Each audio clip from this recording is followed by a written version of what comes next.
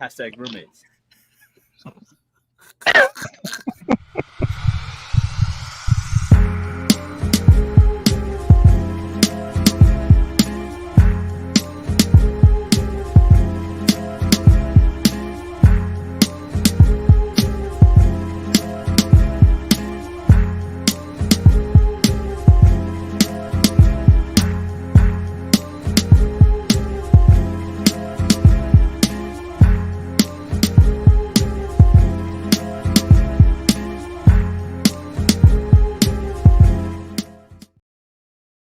Greetings and welcome to the 1-6 Scale Man proudly presents another episode of You Know What It Is, Comic Book Talk with Friends on a Monday night with the crew. So happy to be here this evening. We got a few things we're going to actually talk about. Deadpool, Wolverine slowly approaching $1 billion. They're going to actually have $1 billion before the end of this week. I'm telling you right now. Before third week, they're going to actually hit a bill. We're going to have some conversations. Well, hey, everybody's talking about fatigue. Where that shit at? Definitely we're gonna talk about that. Also, I mean, where that though? We're gonna talk about this bag that Robert Downey Jr. is grabbing. Like, yo, bro, he's about to own Marvel with the amount of money he's about to basically make. Yo, they might as well just put his face on a Marvel marquee, because that's just how it's gonna be. We're gonna talk about that. Also, we are definitely gonna jump into our who is it? The comic feature of the week. Now, Vinny, again, this is like one of the ones that I think you pulled from the list. So we're definitely going to have a conversation about this one. Definitely, I know this is one that you wanted. That is Frank Quigley that we're going to actually have, or Frank Patelli that we're going to actually talk about. Also, book pick of the week to me was, again, I was talking about this shit. It was fucking solid. Blood Hunt, number 5. It is definitely the finale of the books. But that plus a lot more that we're going to definitely jump into. Before we actually get into that, let me just go ahead and bring the crew in, and make sure you hit that like button, subscribe if you haven't already to the channel, hit that bell notification so you're always up to date to what's actually going on.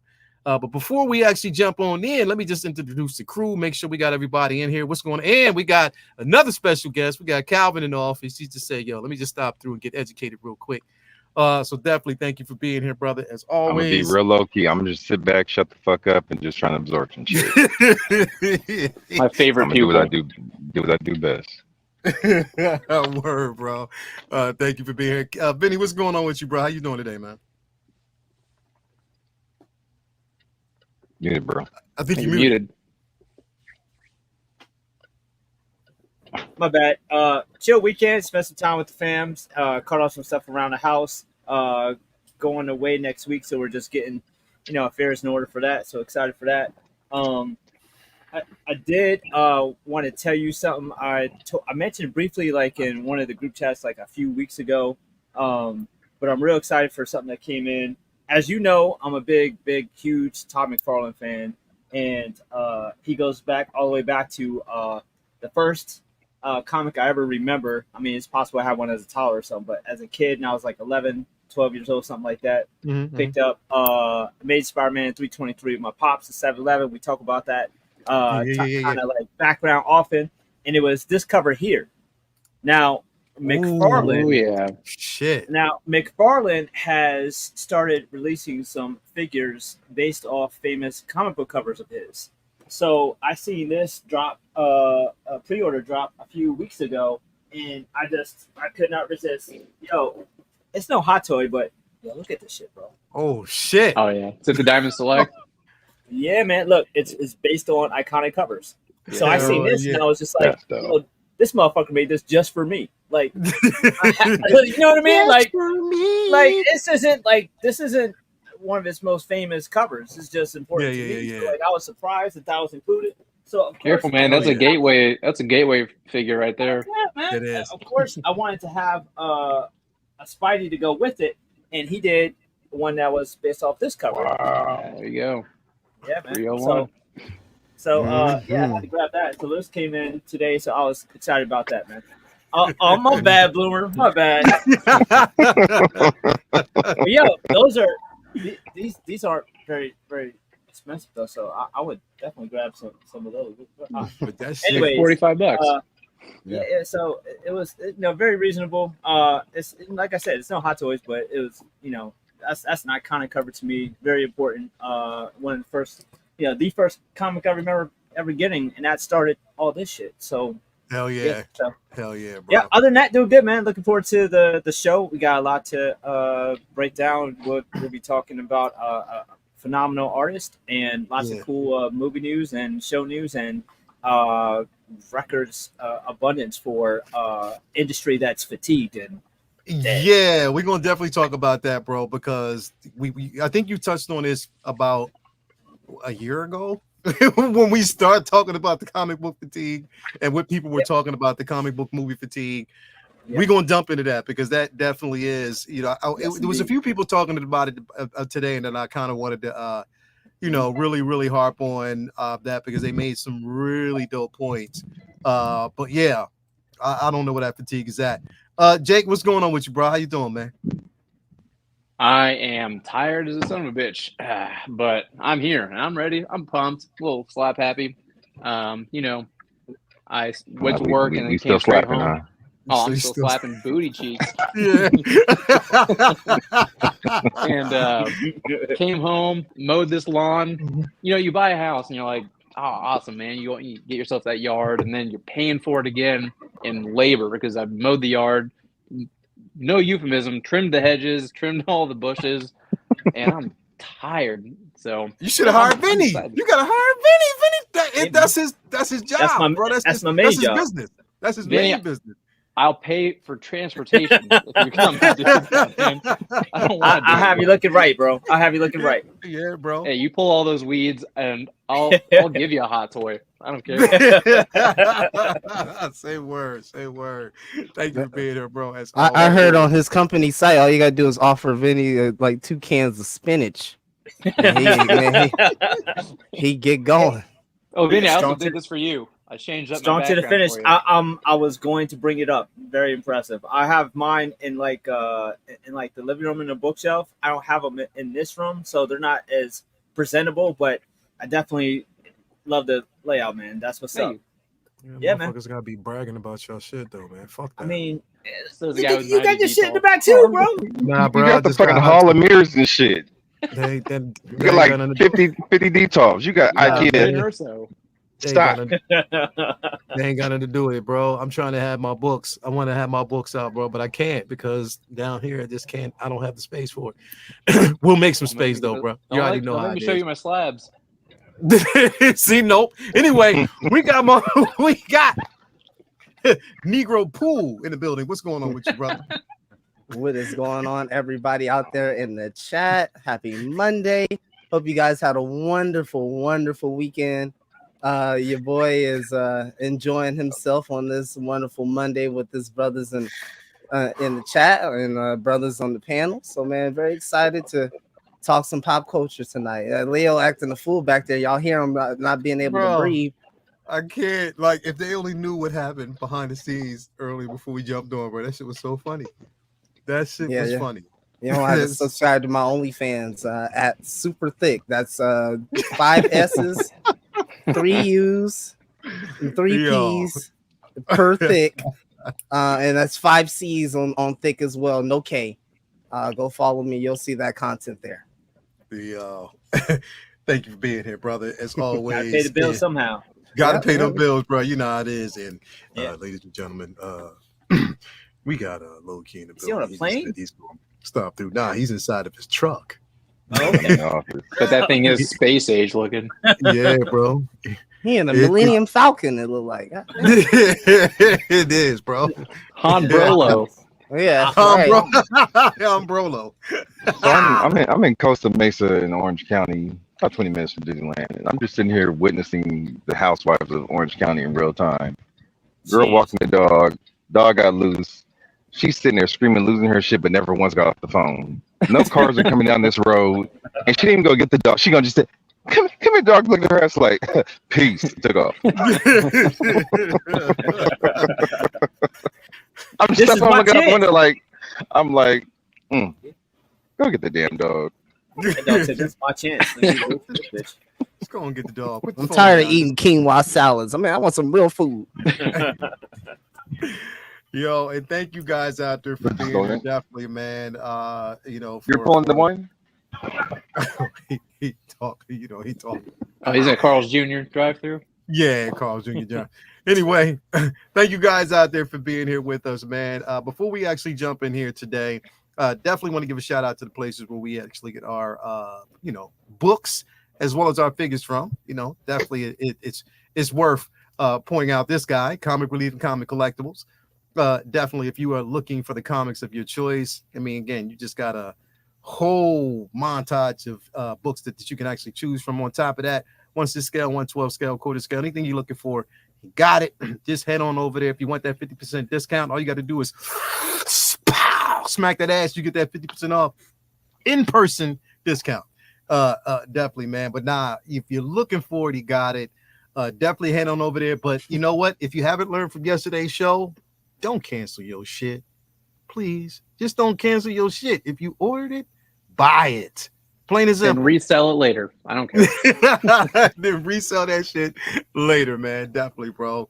But definitely shout out to you, bro, for just supplying and always hooking people up for what they need. Nice little selection. It looks like it's just nothing but fun going on over there. So definitely make sure you hit him up if you haven't All already. of these through the comic shop. Exactly, bro. It definitely makes you hit up that shop if you haven't already. Definitely want to give a shout out to my man Ray over there at Underground Figures. I call him Underground Ray. Not only does he make sure you have the figures of your choice, but he gets it to you in a timely manner. No NRD, shipping and handling is reasonable. Make sure you sign up for that newsletter so you are always up to date as to when your figure is going to be released or when any figure is actually up and coming. Definitely you'll get that figure in a timely manner. Sometimes you get it with like 2 to 3 business days. It's normally how long it takes, but he definitely is really transparent as far as getting back to you and letting you know when your stuff will arrive. That's my man Ray over there at Underground Figures all day, my guy. Also, tell the 2 Rays, I want to give a shout out to my man Ray over there at Hawkwards Toys. He gives you a nice little care package. You get the figure that you're looking for, a comic, and some stickers. Care package that he puts together, reasonably priced when it comes to shipping and handling. On top of that, he got them grails as a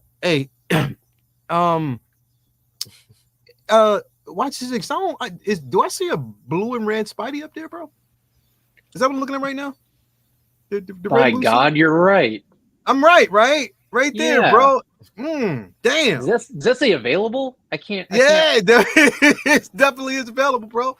Pretty sure that we know somebody that can pick that up and use one. You already know how it is, bro. But anyway, thank you, Ray, over there at Hawkwards Toys for always supplying. And also, child support is so expensive. Yeah, it sure is. Also, in the state basically, of California.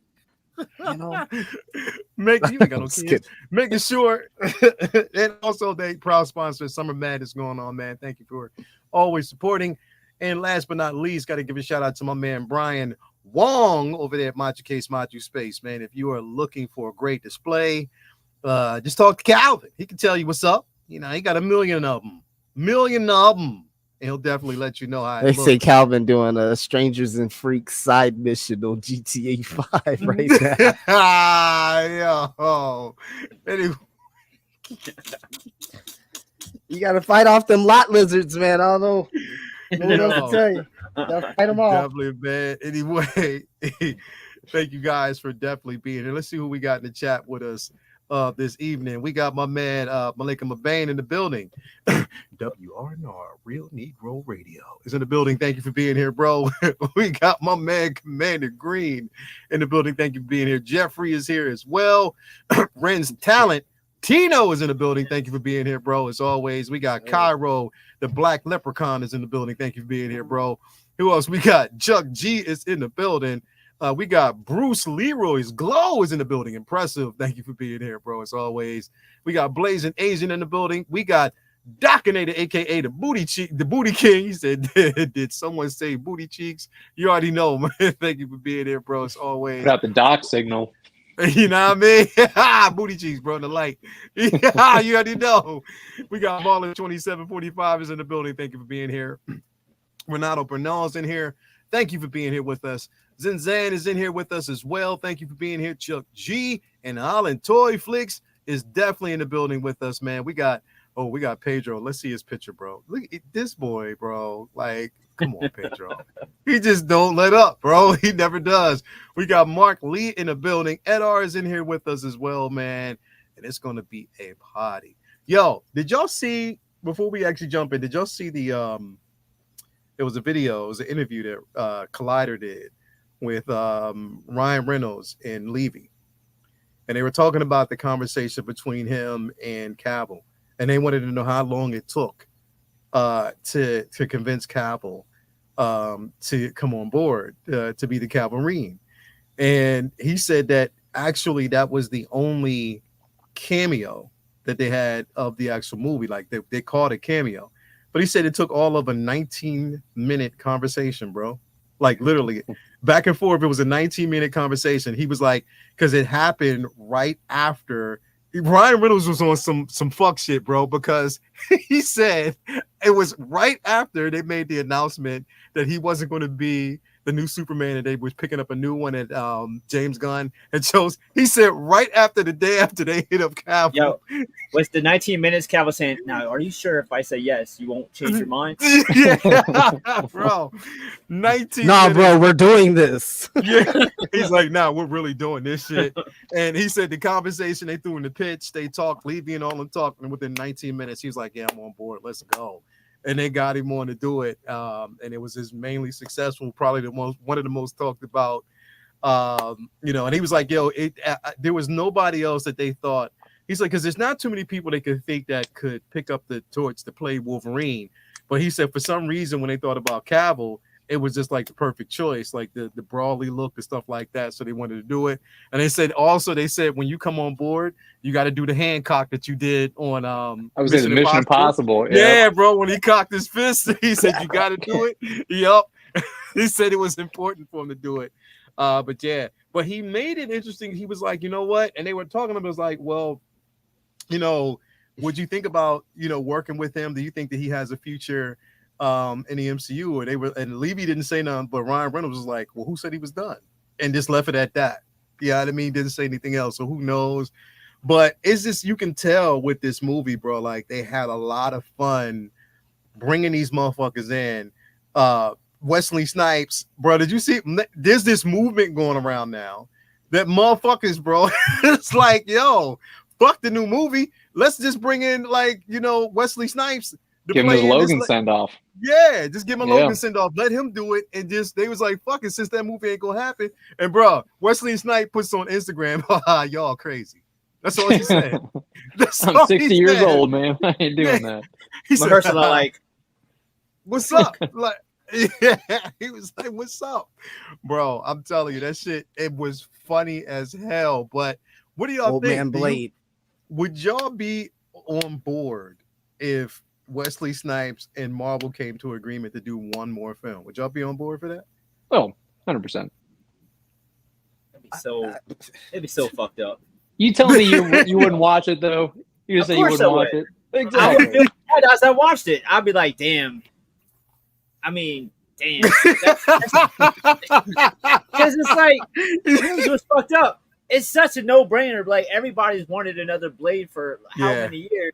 So it's like, if that happens and Ali's movie doesn't happen, that's just ridiculous. Especially because it should be just as easy to put out a new joint for him. It's like, they should be doing both, for real. Yeah.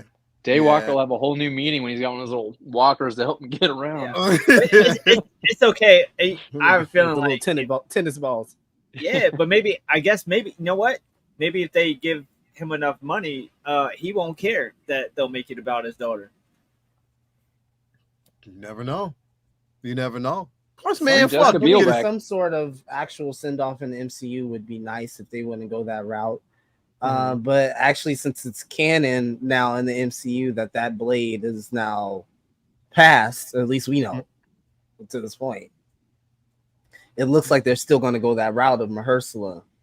But in this instance, with that question you just asked, of course, bro, it's a fucking course for me. I would love to see Wesley take up the mantle.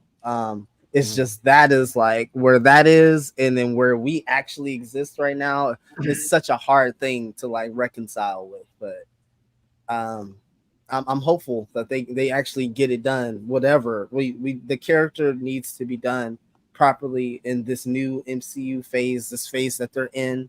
Not necessarily the name phase, but this phase of making movies. Not where everything post 2008, basically the where that they're at right now as far as Marvel is concerned. So I would love to see that with the new glitz and glamour, the new CGI, all of these things. It would be great to see that, but will they do it? And also, how will they do it? It's so big, such big questions. Yeah, the thing is, like, we know that people would flock to a theater to see a Blade film, but it's just like, do you think that this is sort of like a blemish on, I don't want to say like a slight, but almost like a blemish to that possibility of us seeing Mahershala Ali, because it's like a slap in the face knowing how much trouble they've already had with that film. And, the simple fact that, again, I think, what was it, 2 weeks ago, another director left? You know what I mean? Or a writer left or something like that. Yeah. Another one. Like, there was another one that left, bro. Yep. You know what I mean? So it's like, at this point, it's almost like, and something we believe would be just, okay, a cameo. They were doing it just to have that cameo, maybe a send-off to, that particular universe and stuff like that, turned into like this whole campaign. But do you blame people based on the trouble that they're going through hungry. right now? The people are hungry. They announced it like 5 years ago, right? I mean, yeah. Would we see it versus will it happen? It's two different things, because there is something very fucking fishy going on with Marvel in this character, and I don't know if it's just not to beat a dead horse, but if it's a black lead male thing that we've discussed before, or what. But there's something that's going on with this character that I think would plague Wesley Snipes' Blade film also. So it would just be a matter if Wesley would overlook a lot of the things that Ali and other creatives on that, in this process are having trouble reconciling, because clearly there's something that they want that they can't find anyone to all get together and agree to. And there's got to be a bigger story here. We're not. I think it's the script.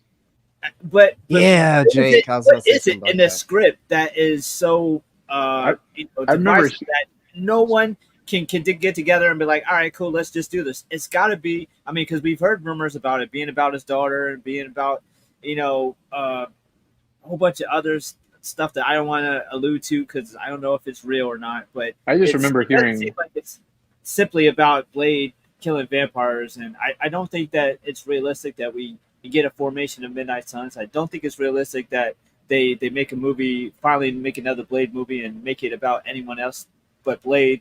And I feel like Marvel is pushing for those ancillary things instead of it being just about him, and Ali's just not letting it slide. And instead of moving on from Ali, they're just going butt heads, just like for the past 6 years. So maybe with Wesley, he would not give a shit, just say, all right, whatever, I'll just show up and do whatever y'all want. But at this point, it's weird, because you would think that they would have moved on from Ali if they were that strongly feeling about what the script they wanted had to be done that way. So something is really fucking fishy about that film. I don't know what it is, but it makes me feel like no matter who's going to be there, who knows if we'll ever get a fucking Blade film again. And it's crazy because there's like a fever pitch for it. Mm-hmm. And they also pulled it off successfully in 1998. I mean, damn. Yeah, you did it with no comic culture. Like there wasn't no huge budget, no oversaturated budget at all. Batman and Spawn. That was pretty much it. Yeah. You did it in an era where you had to be practically Superman or Batman to get a movie made, and they made a movie about at the time a very D-list at best character who a lot of people enjoyed, but he certainly wasn't one of the fucking big names at Marvel. That was just I don't know, we'll see. And then it became a hit because of how great the film was, how great Wesley was in it. And then it became a franchise and then just went away. And it's very bizarre considering there's 1,700 fucking Sharknado movies that they can't make another Blade movie. See, I think also the problem is that this film needed to be out before the multiversal saga began, and now that we're hearing the multiversal saga, I think they are, and now I really will leave it up to Jake and Vinny, and of course Lael, to really help me understand and decide this. But I believe they are a little hesitant in terms of, or struggling to find a real justification to drop a Blade movie during this saga. I think since some of those things have come up, I think that is probably one of the culprits and the reason why it's always been reworked, rewritten, and they're not agreeing, they're disagreeing, it's being reworked, rewritten, they're disagreeing. Like what Bro, is I would get that. I would understand that because there's like they don't want to take any risks right now, but it's a proven franchise. And if they felt that hesitance, why the fuck would you have put him in as a cameo in Eternals? That was already when Multiverse started. That was already with them taking, right. Like they've already introduced him in a way in Eternals. Like, so, they wanted you to know who he was at that point. They wanted you to know, okay, yes, he's coming. We haven't forgotten. He planted that seed, and people will always remember that moment, but there hasn't been a payoff since. I think it's two-pronged. Sorry, I don't mean to cut anybody off, but I think what we're seeing is they're having trouble reconciling, kind of like the X-Men. How do you reconcile mutants, right? You can't just be boom, they exist now. And the same thing with vampires. How do you reconcile the fact that, through all these years of the MCU, vampires exist, and how does that mesh with where they're going towards Secret Wars? How do you get that to intertwine? And the longer amount of time that has passed between the announcement of Ali as Blade to where we are now, I think they've just missed the boat. They don't know how to introduce vampires into go ahead. Do you think that is possible, considering they had no problem telling us Skrulls have been here for decades, and vampires are supposed to be just as elusive, hiding in the night? They could easily just be like, hey, like, this motherfucker's just been doing his job. You don't know about him because they've been scared of Blade. Mm-hmm. I'm not saying I'm right. I'm just saying I think that is definitely a factor, and that's why they can't like hammer in a script, is because I think they're wanting to make it introductory to the universe at large, and they don't know a way to do that. And I agree. I think you need to keep him to the shadows and the alleyways and the corners of the MCU that we're not used to seeing. I mean, he doesn't do what the Avengers do. It's all the more reason to make this movie, because it's a whole nother genre that they haven't really tapped into yet. I mean, the closest they've come to a horror type genre is Doctor Strange, and that wasn't really it. And whatchamacallit? What was the 1 hour special on Disney Plus with Werewolf by Night? Yeah. Werewolf by Night. Dope. So get into that bag. Like, do that. Like, it's so simple, and it's. I think that's what you do. Get Elsa Bloodstone on board.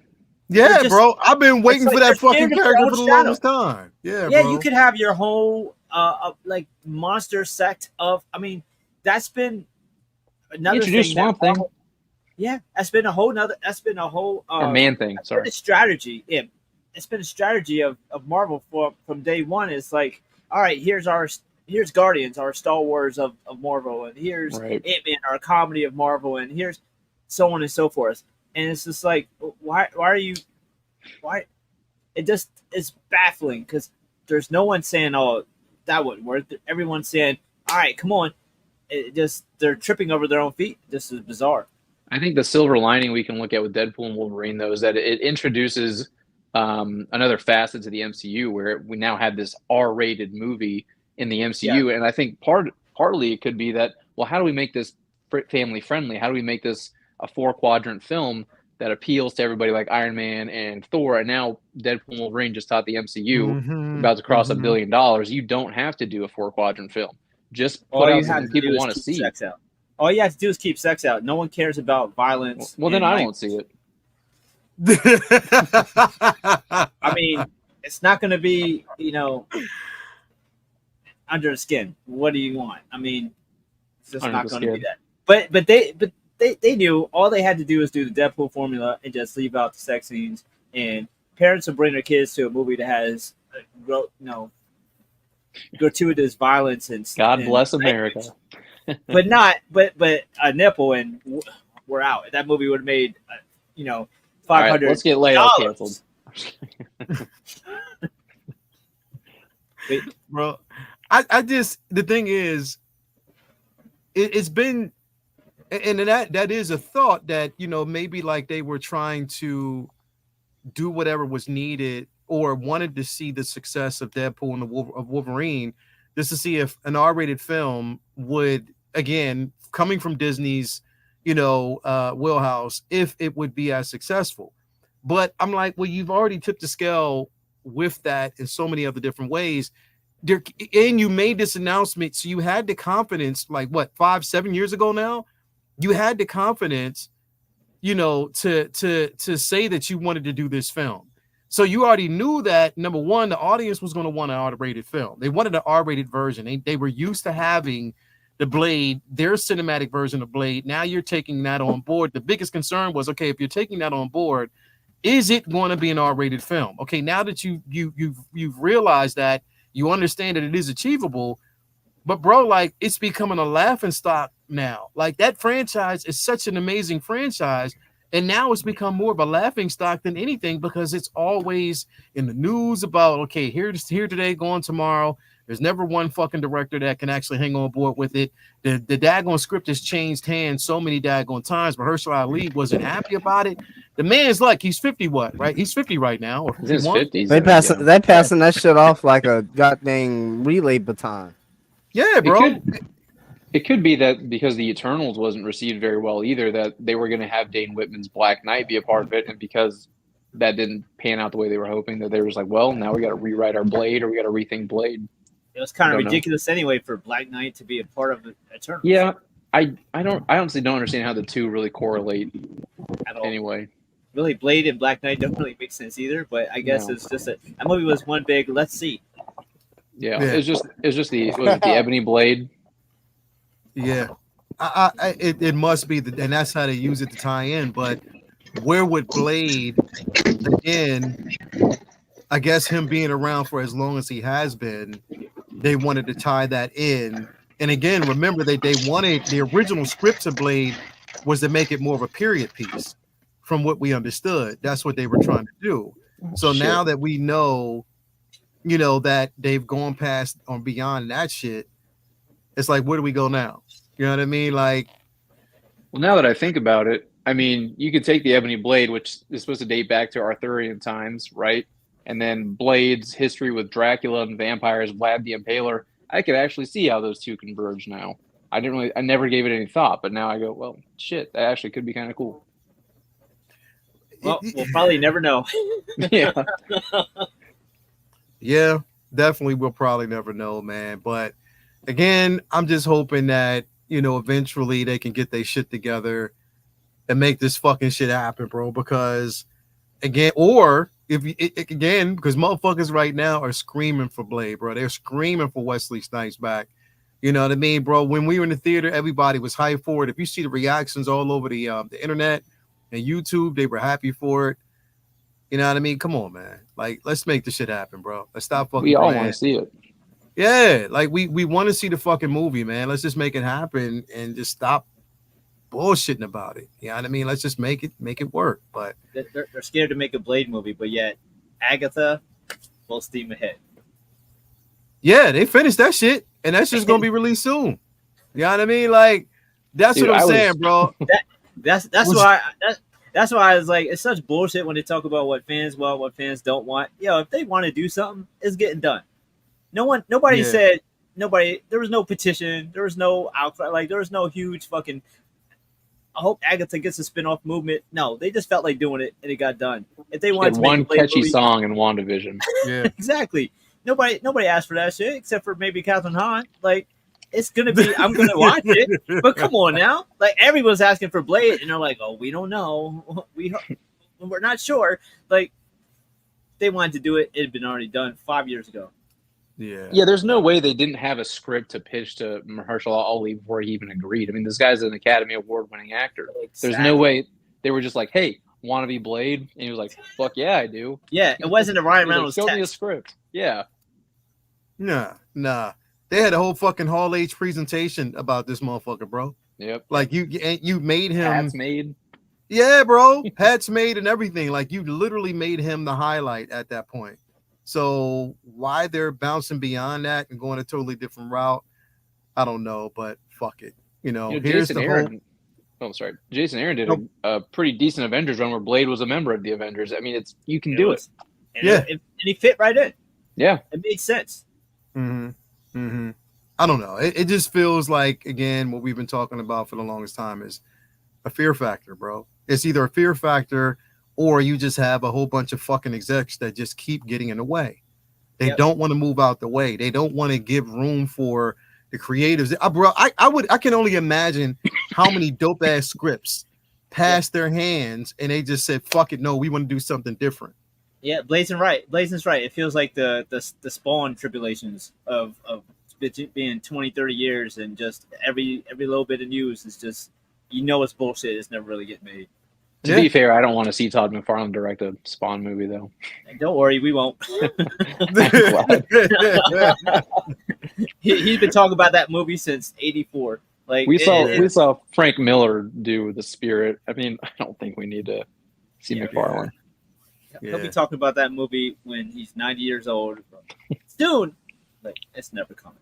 Bro, what did he talked about it? They even had fucking Jamie Foxx talking about this shit was still on. Jamie Foxx has been attached to that almost as long as Ali.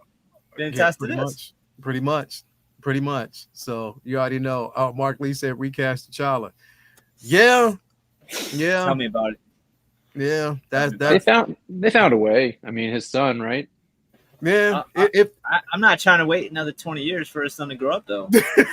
Multiverse stuff, man. Time travel. Who knows? No, but they would have to recast him if they have aged his son up. You know what I mean? Oh, of course. Yeah, that's what I mean. Yeah. Not the I same. think that's what he's getting at by recasting him. I don't want to wait till his son is in real time old enough to play him.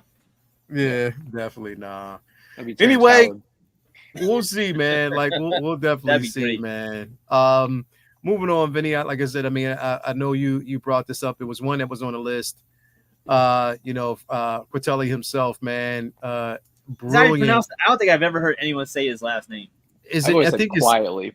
I always say quietly. Like I don't know how to say quietly or Quitelli. I don't know it because I've never really heard anybody in person announce his name. So again, I don't know. Quitelli, it could be quietly, it could be whatever. But all I know is, again, the man who brought us E4 Extinction, definitely having the account. And here's the thing, bro. Like, I'm gonna admit something, Vinny. Like, when those books were released and originally, when we saw that iteration, that new wave iteration of the X-Men in those suits, I didn't like it at first, bro. Really? At first I did. It reinvigorated for me. Like it did, bro. It kind of basically changed everything. And at first, I wasn't 100% on board. I really wasn't, bro. It especially with Logan. It just didn't sit well. You know what it was, bro? I was already soured at the fact that we got them damn leather suits in the first film. So because of that, I just felt as though that caused them to kind of sway a little with changing everything. But then it slowly, as time passed, it kind of grew on me. You know what I mean? Right. It grew on me. But at first, I did not like it. It wasn't. But then as I started following it, I was like, okay, cool. I'm all right. I'm all right. This Logan's, Wolverine shit took me a while because he just looked like, Morrison from the Doors, bro. You know what I mean? Like he did, bro. At first, like I thought he was gonna cuss somebody and say, "Come on, baby, light my fire, bro." Like it didn't in the very beginning. It just didn't sit well, but then it kind of grew on me. But go ahead, bro. Like, what were your thoughts on it, man? His stuff really caught my eye, of course, with New X-Men and his run with Grant Morrison, and the suits were definitely an adjustment to get used to. It was one of the very few times where the team was all in unison with suits in the comics. As that was not a normal look for the X-Men. They usually have their own unique style, but the way he drew virtually everything else was very captivating to me because I always felt like his style was absolutely bizarre and unique. And we talk a lot about different artists putting their stamp on the genre and what they bring to the table. And for the most part, a lot of artists, kind of have a very fundamental style that's at least somewhat similar to other artists. And there's only so many artists whose style is ridiculously unique that really get a crack at mainstream books. I wish more did, but his style is absolutely one of one. Like you don't have to be a comic geek to look at it and be like, oh, that's a Frank Wiley. Like there's other people like you'd have to kind of be a big reader to know like, oh, that's this person by just glancing at it. You could tell from the first glance that this is somebody who brings something different to the table. The way he draws faces, the way he draws creatures, the way he draws just everything about the human anatomy. It just looks like a science experiment. And I always felt like that was perfect for mutants. I mean, there's so many mutants that are bizarre and uncommon that it always fit. I had heard of him before with Authority, but that was a book I just never really got into. I read maybe a couple issues of Authority, but it never really grabbed me, and I always meant to go back, and I haven't yet. I'm sure I eventually will. But I know where you were at, bro. I know exactly where you were at, bro. Let me pull it up real quick. There you go. Yeah, Jupiter's Legacy was fire too. I loved it. I loved the comic. The show was incredible. I wish that the show got more love. I felt like it was really unique. His stuff on All-Star Superman is bro, iconic. It's one of the fundamental Superman stories of this gen. Like it's one of the go-to stories that people recommend to people when they're looking for a Superman story to introduce to people. His stuff on that is incredible. Obviously, it's inspired even Gunn. Like he's made a big point about reading it in pictures for when he got the gig for it. It made a pretty decent animated film. His style is just super unique. Batman and Robin was absolutely fire too. I love his stuff on. Love his takes on Batman and Robin in the comics. The way he designs vehicles, the way he drew villains, his art style with Robin especially, like because it's tough. Robin is a tough character to really not draw looking like it's weird that a child is in this story in this comic and look cool. And when you do it right, it's pretty amazing. And his style on Batman and Robin was fire. I always loved the stylistic approach he brought to everything that he touched. So Batman and Robin I always recommend to people his run on it. Of course, New X-Men and All-Star Superman. I just love his stuff, man. He's super unique, and I just dig everything that he kind of puts to paper because it's something that's different, something that's new, and you don't really see too many people draw in a style that's kind of outside of the comics, norm. And he definitely brings something unique to the table. So that was somebody I definitely wanted to give a shout out to because this shit is incredible. We'll be seeing a lot more of his stuff in mainstream once they start doing Authority. And he got his costumes in with the Dark Phoenix film. I felt like it kind of worked in that. It was okay. Not much else of the movie I really loved, but I mean, it had its moments, and I felt like it worked in that space for the film. But yeah, man, I dig him. He's a beast. Yeah, I wonder which interpretation when we're talking about again because we know that Gunn wants to bring in the Authority. Yes. And I'm just wondering where they're going to go with it because there's a lot that's Like the Authority to me, in a sense, are almost like an offshoot of the Watchmen in a sense. Just some of the backstories, some of like the relationships with those characters. And it was like a really, really, really tricky choice that he would introduce these characters It's into this insane universe. to me because Like other people have done it I'm trying better. to, yeah. Other people have done it better and it not be as successful as they wanted it to be. So as soon as they drop this, yeah, people are going to compare it to Watchmen. People are going to compare it to Boys. People are going to compare it to Jupiter's Legacy, and those are either very good or very not well performing IPs. And the tricky part of that is Authority. I mean, they're going to force it to, but Authority doesn't tie into anything else that they're doing. There's no real like. You don't think of Superman when you think of Authority or Supergirl or Swamp Thing or Batman or any of the other shit that is in that first wave. So dropping this is it's still so bizarre to me. It's like, oh, Suicide Squad was fun. Who else? What other kind of team that a lot of people don't know about can we do that would be fun? That's violent and like pushes an envelope, and that's pretty much seems like that's all as far as he thought it out. I mean, look, it's interesting, and we know if anybody can bring these guys to life and these characters to life in the cinematic universe and make them interesting, it would be Gunn. You know what I mean? If anybody who can actually pull it off, I think he can. Here's the thing. It's just so much on the line. Yeah, bro. Here's the thing that I love. You gotta win. I know, but this is what I love about Gunn, really, bro.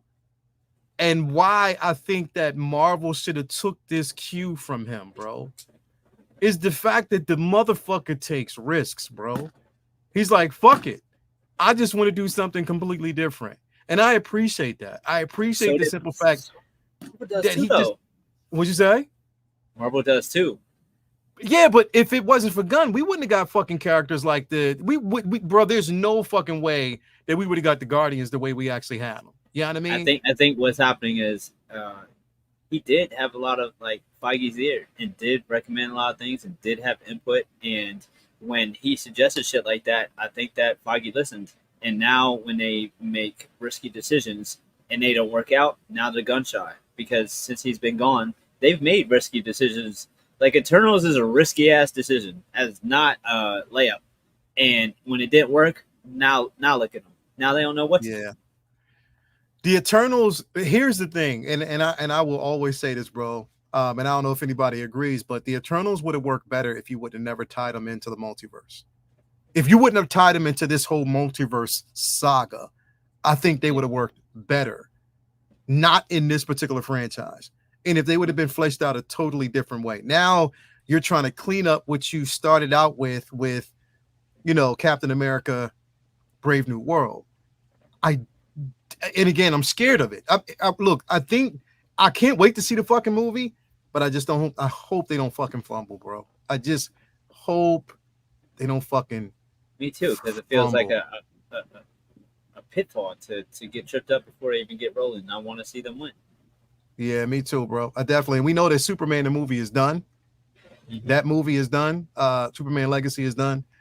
So I'm just hoping that that's early as shit, man. That's impressive as hell. Oh, no pun intended. But yeah, I meant to say that. No. Yeah. What you think, Jake? You think? I mean, when we're talking about bringing in characters like the Authority,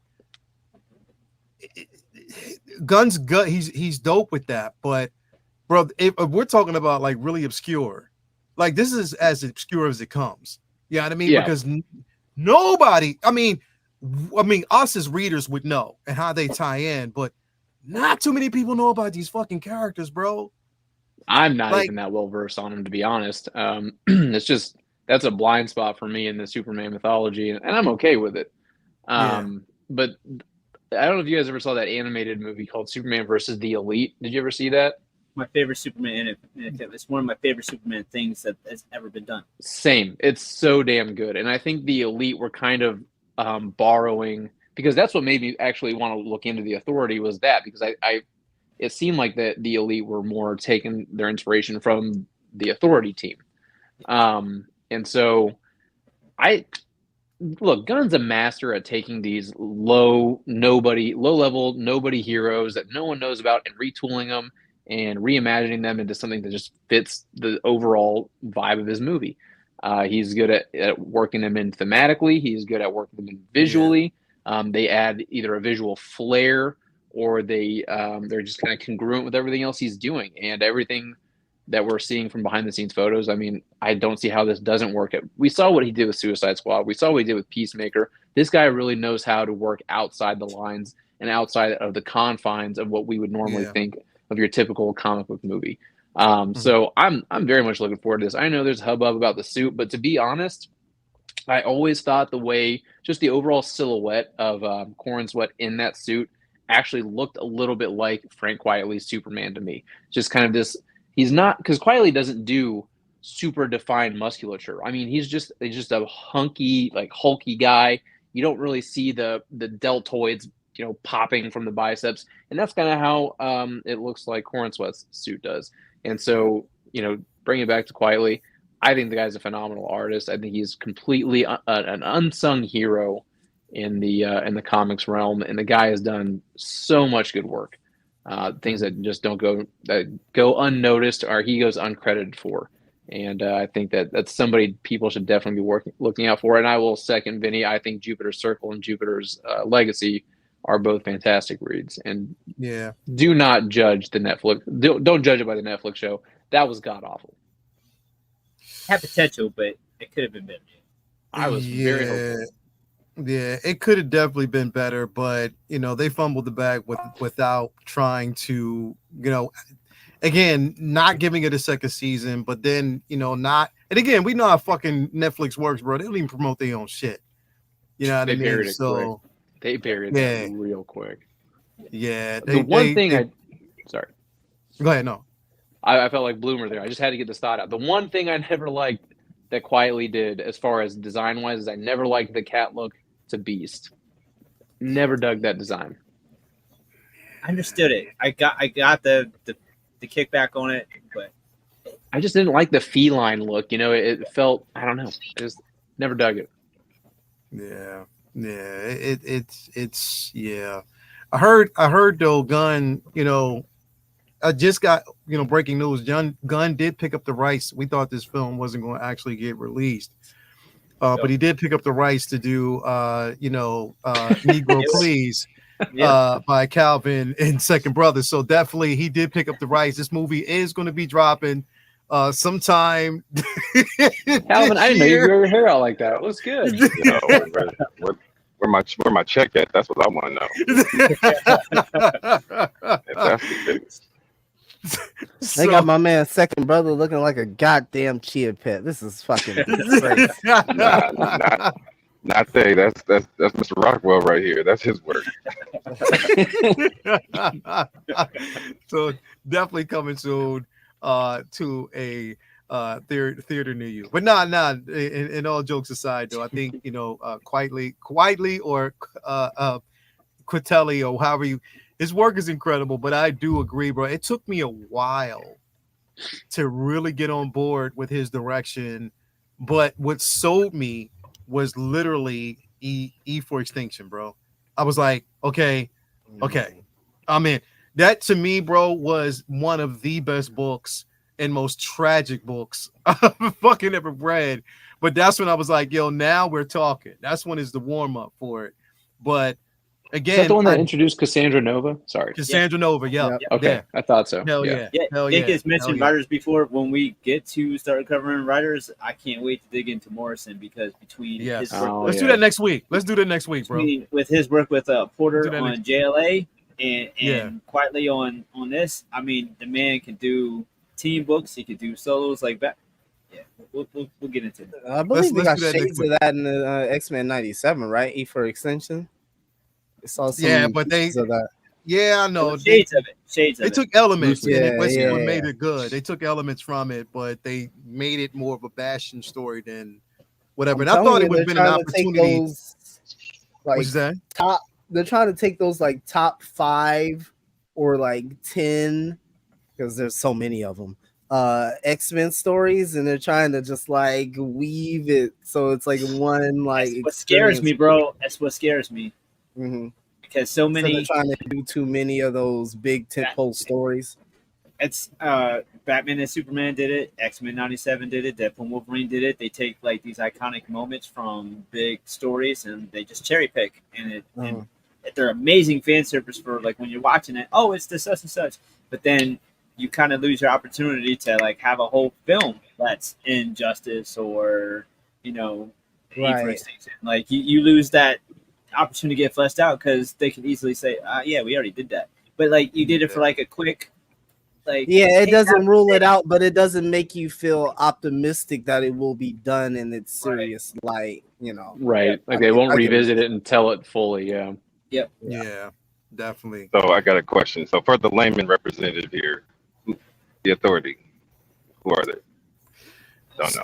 Vinny. Can you give I'm me not like a big. short- I'm not a big I reader, mean, but like just give me a brief, just overlay. I think it's quick. they're basically DC's version of the Guardians of the Galaxy, from what I've been. Somebody shot it to me in their So, layman terms. the Yeah. lore of the comic back in the day was they had foul language and they were like kind of like villains. They were a superhero team, Yeah. but they did whatever they wanted to. So it was edgy back in the day. They were like bad guys who were good. It was just they got to do whatever the fuck they wanted, and no one could stop them, type of thing. Yeah. So that was So the allure now- back in the day. And now they're working more closely. They're closely related and associated with Amanda Waller right now. So Of they're course they are. basically, Okay. yeah, exactly. So Right up she's her alley. Okay. exactly. So they're definitely associated with her and her.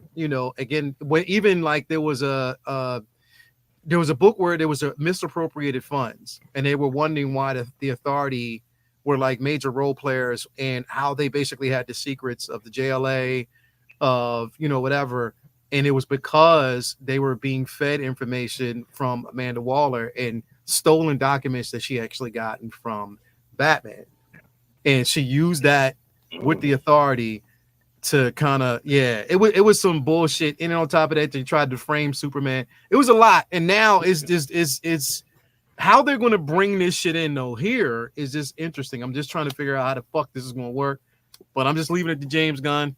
We'll see what he's going to do. I mean, he's known to produce magic, and I guess he has an idea. So I mean, look, he hasn't failed yet. He's been striking these motherfuckers out. So, and honestly, I like the simple fact that his shit is sort of like flying under the radar in a sense. And now it's there, but it's under the radar. It's not as the focal point that it would be for like, even though like, what was it, last week he put out the new DC logo, that DC whatever, DC which he wanted to Studios. basically take it give back him to the this. classic.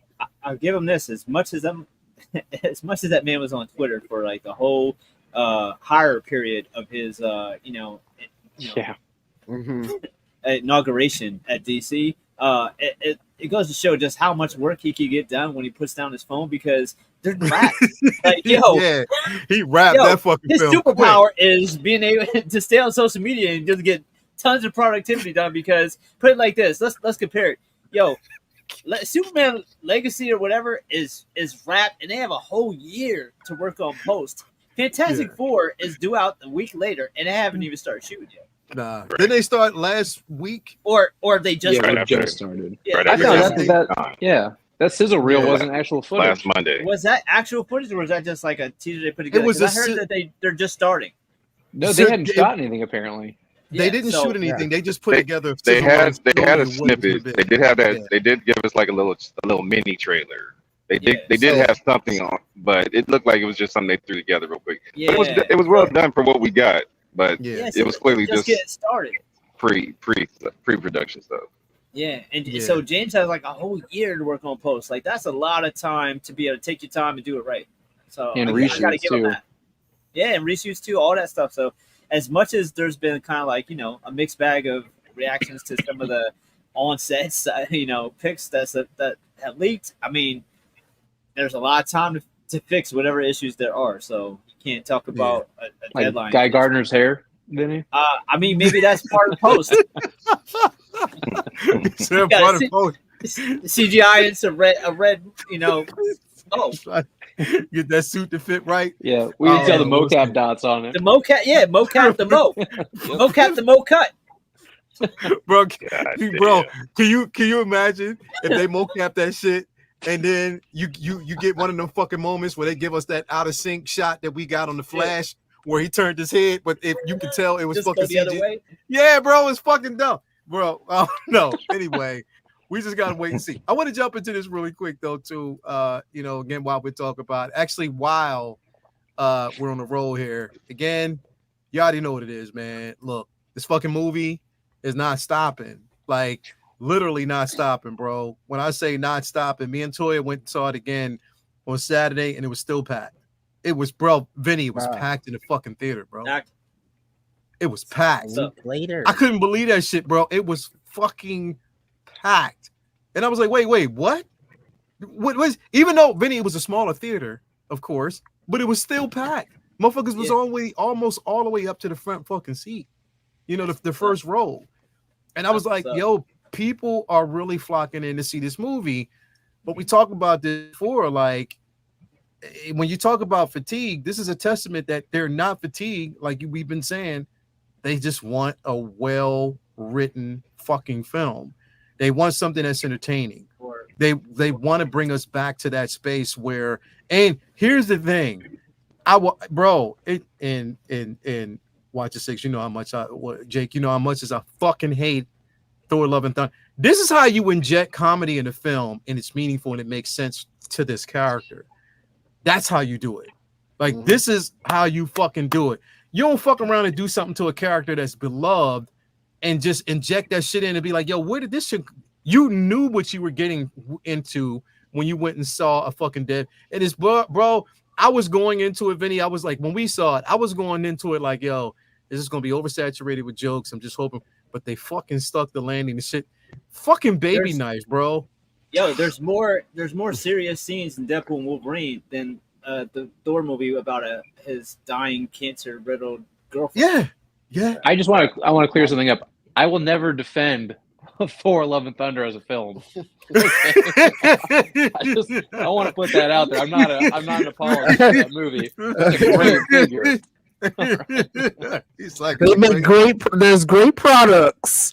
Exactly. Yeah, just like your mug, dude, or your shirt. Yeah. Calvin's mug. I wouldn't though, Jake. Leia will block you, bro. It's You know what, his though, least bro? favorite movie of Henry all Cavill time. as Hercules would have been awesome. Henry Cavill's Hercules. That would work. Maybe not one-shotting Zeus and then leading up to a fight between Hercules. Maybe that. Yeah, you got father and son from Man of Steel reunited. Been cool. Yeah. So with this film, a couple of things, right?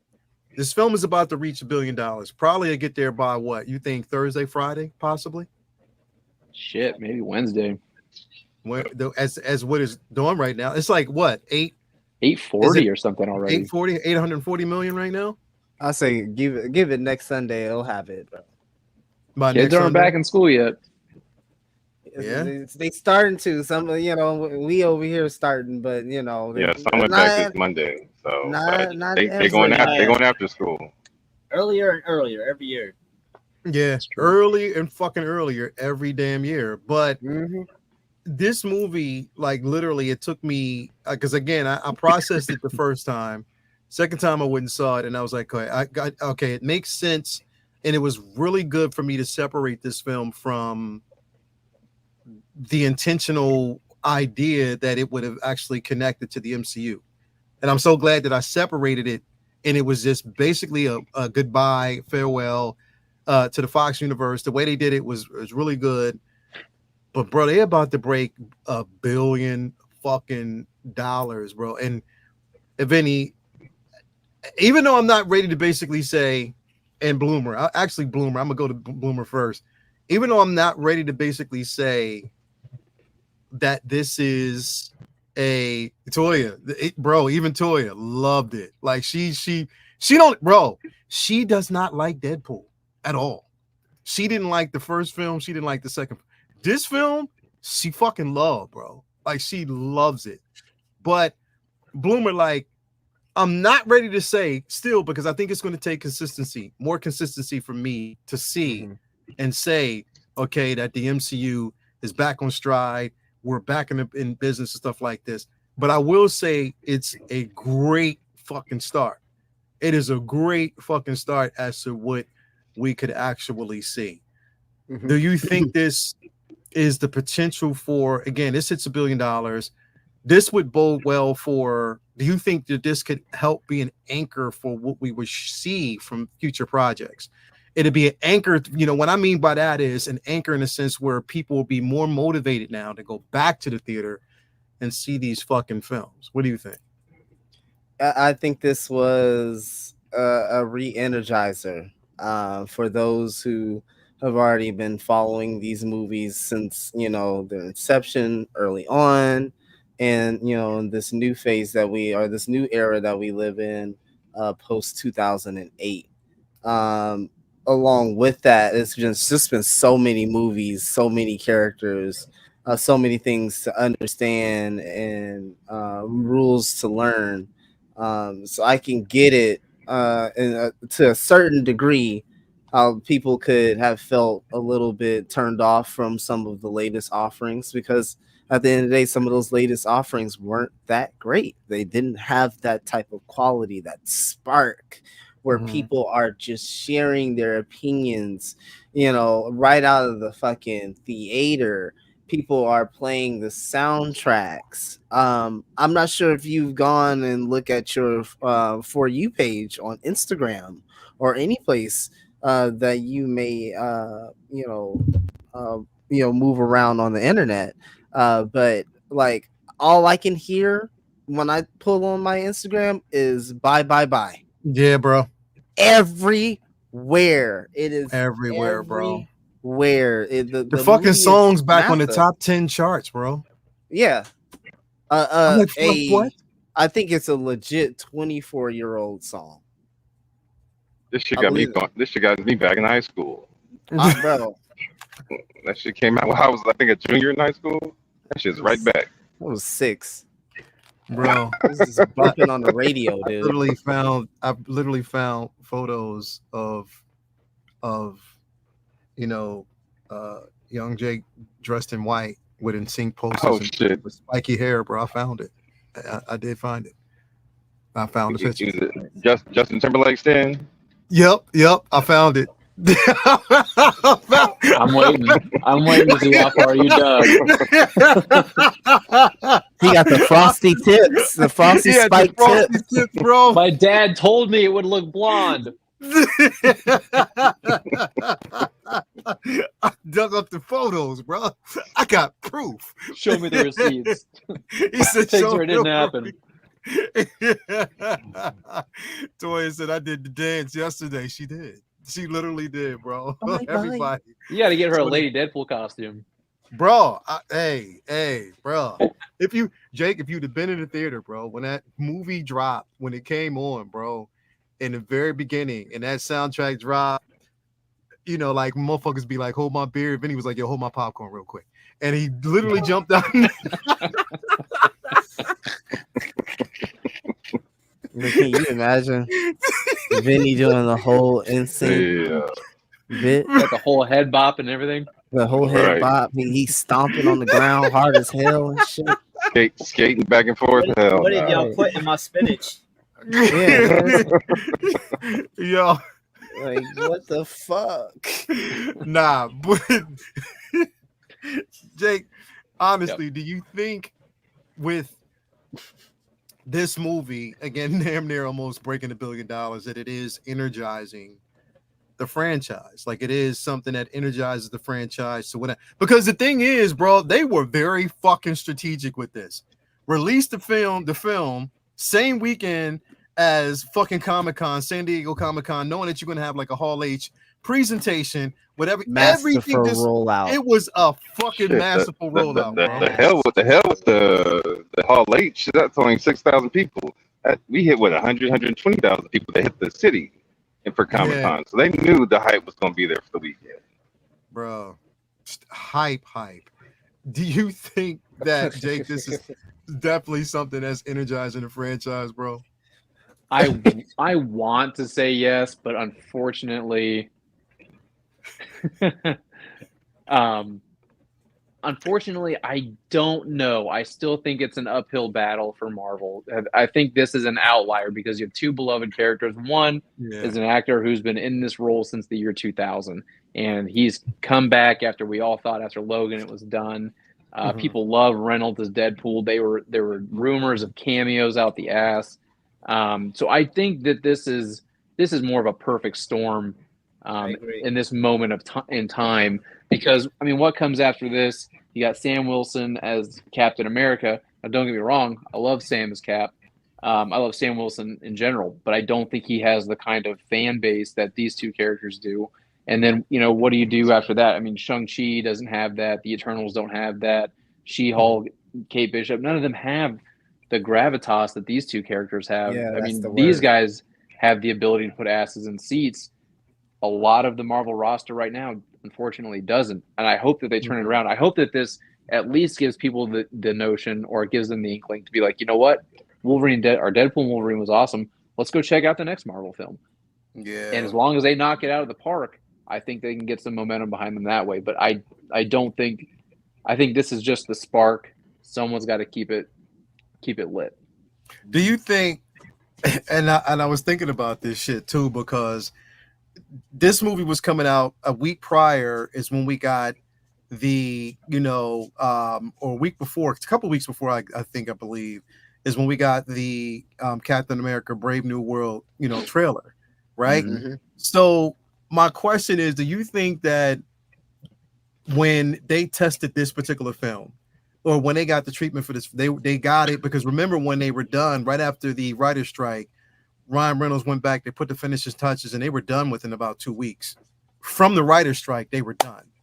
Yeah. So do you think that when they even got to the editing process and they showed them they got that first run, do you think that this might have been cause for them to say, yo, we need to kind of go back to the drawing board on these other films, do some rewrites, do some reshoots to make sure that we can match that energy? Because we knew that that's what they did with, Captain America and Brave New World, because they said that and I don't know how true this is, but they said originally when it tested, it was terrible. Like literally when they not tested, but when they showed like just some of the execs, it just wasn't on, or when they showed other people, they just like, nah, it just didn't sit well. So they had to go back and reshoot it. Do you think that, what'd you say? Oh, sorry. Go ahead and finish your question. No. What were you going to say?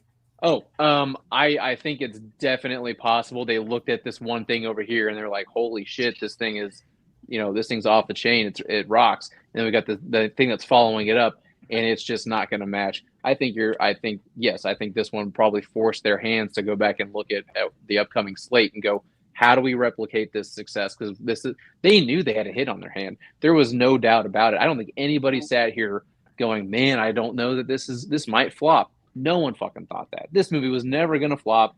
And it's funny because people were talking about, oh, it took the Fox universe to save the MCU. Well, you know, it took the MCU to give Fox their first $1 billion film. But I think that they definitely looked at this and were like, yeah, let's keep this up. Whatever is going on here is magic. We got to keep it going. Yeah. Vinny, I'm going to say something, right? I know it's going to piss you off, but I'm going to say it anyway because I got to cause some type of controversy on this panel. I know it's coming. Go ahead. It has to be done. Uh-huh. Do you think that these motherfuckers, bro, looking at the success of this film, that they're going to pull fucking a Robert Downey Jr. on Hugh Jackman and say, yo, we willing to throw that bag at you. We need you for a couple more films. That's a personal slight to me. Yes. I knew it was. That's why I asked you the question, because I knew it was. Bro, I hope not, but I can see it.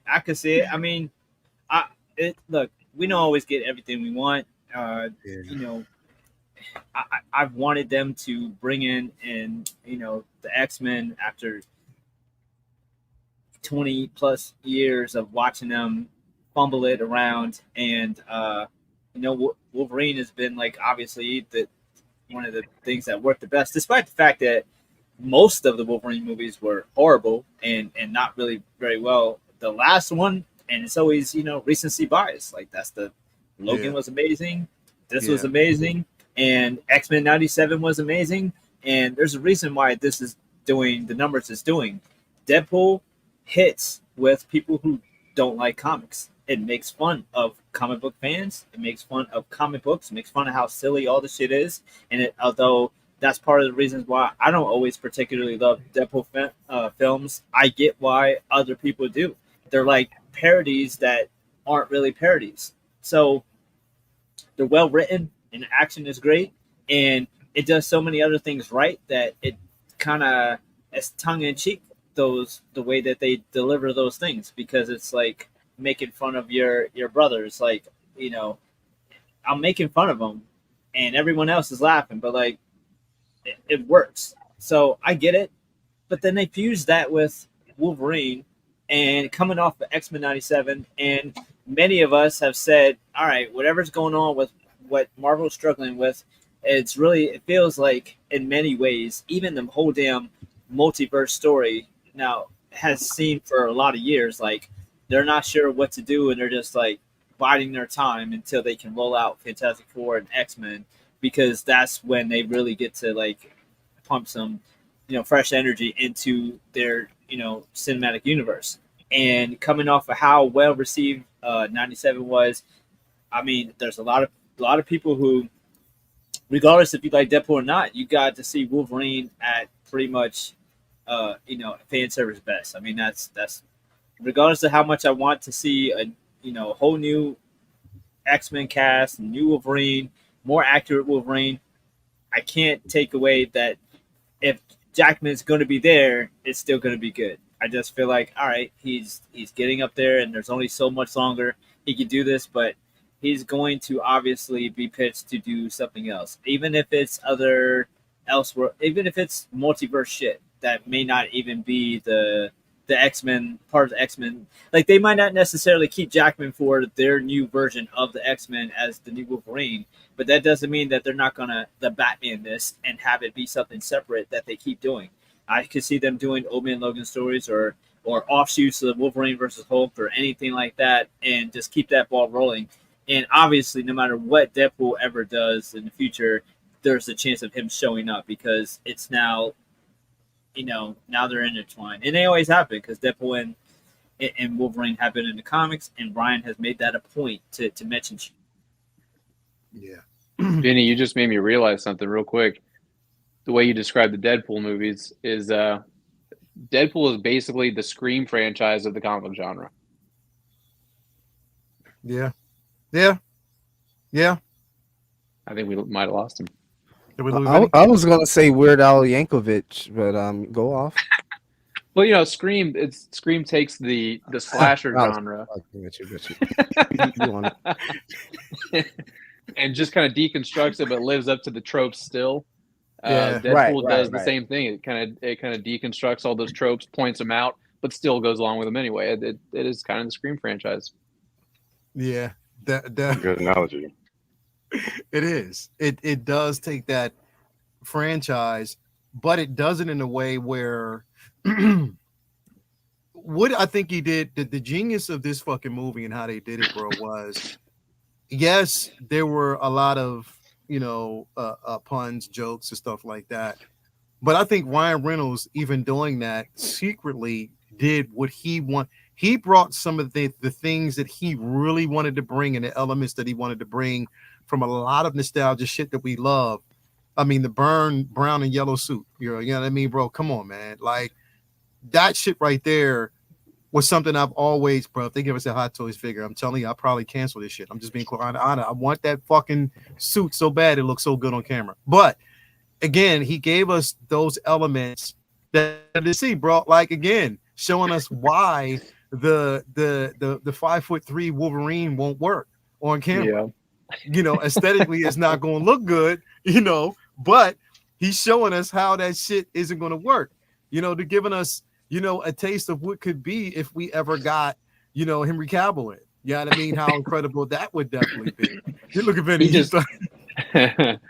Laptop died. My bad. That's all right. That's all Here's the right. thing: Reynolds is so tapped into the social media aspect of this. He knows exactly what the online chatter is, and he brings it on. He's like, "All right, that's getting worked in." Yeah, like we're just gonna work this shit in regardless. Mhm. Oh, y'all like that? Let's pull this shit in. Oh, y'all like that? Let's pull. And here's the thing: Liefeld can't draw feet. He's got a whole story. Let's put that shit in there, bro. That shit was fucking crazy. But you know what the fucking masterpiece, bro, the crescendo was? These motherfuckers, bro. Yo, look at Mark Lee. LOL.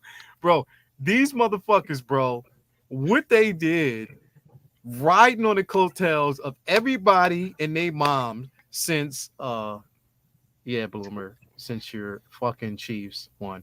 Everybody was basically riding on the coattails of the whole, Taylor Swift thing that I bet you a lot of Swifties believe in that shit went to go see this fucking movie, bro. Like they went to go see the movie and sat their ass in the seats just in case. And you notice how Taylor Swift didn't say shit until after the movie came out. After the movie came out. She's like, oh, hell, if y'all want to believe it, go ahead. You know what I mean? You see the blonde hair. That's just, again, everybody's speculating. Okay, is that Taylor Swift? Is that, that was basically the road. It was just all the way down to the fucking advertising for this film was fucking a masterpiece of strategic. You know what I mean? They did it so well. I'm hoping they can literally capitalize on that with other films. But again, we're talking about almost apples and oranges in a sense, because you have this film that sets precedence based on the content in its narrative. A lot of people, again, now they're betting. God, it's cheap shit. I knew it. They're betting on the popularity of, the Red Hawk, which, even though it's popular, not too many people know the backstory on it. So, kids in front of us said he's red now. Yeah, like they were like, "What red? Like, where's that going to come from?" So there's people who don't know who he is or what the hell is going on. Yeah, they don't. They're not going to know. But I know it's going to be explained. But I'm just hoping again, like, because now, is it going to be? This is the one thing that I'm hoping that they don't do, is like they did with Wolverine to the Fox universe. I hope they don't do Deadpool this way for the MCU, whereas they have to inject him just to make things work. You know what I mean? Keep him. I don't think there's any good way. Because it was. Yeah, it's good because it was good. It made money because it's good.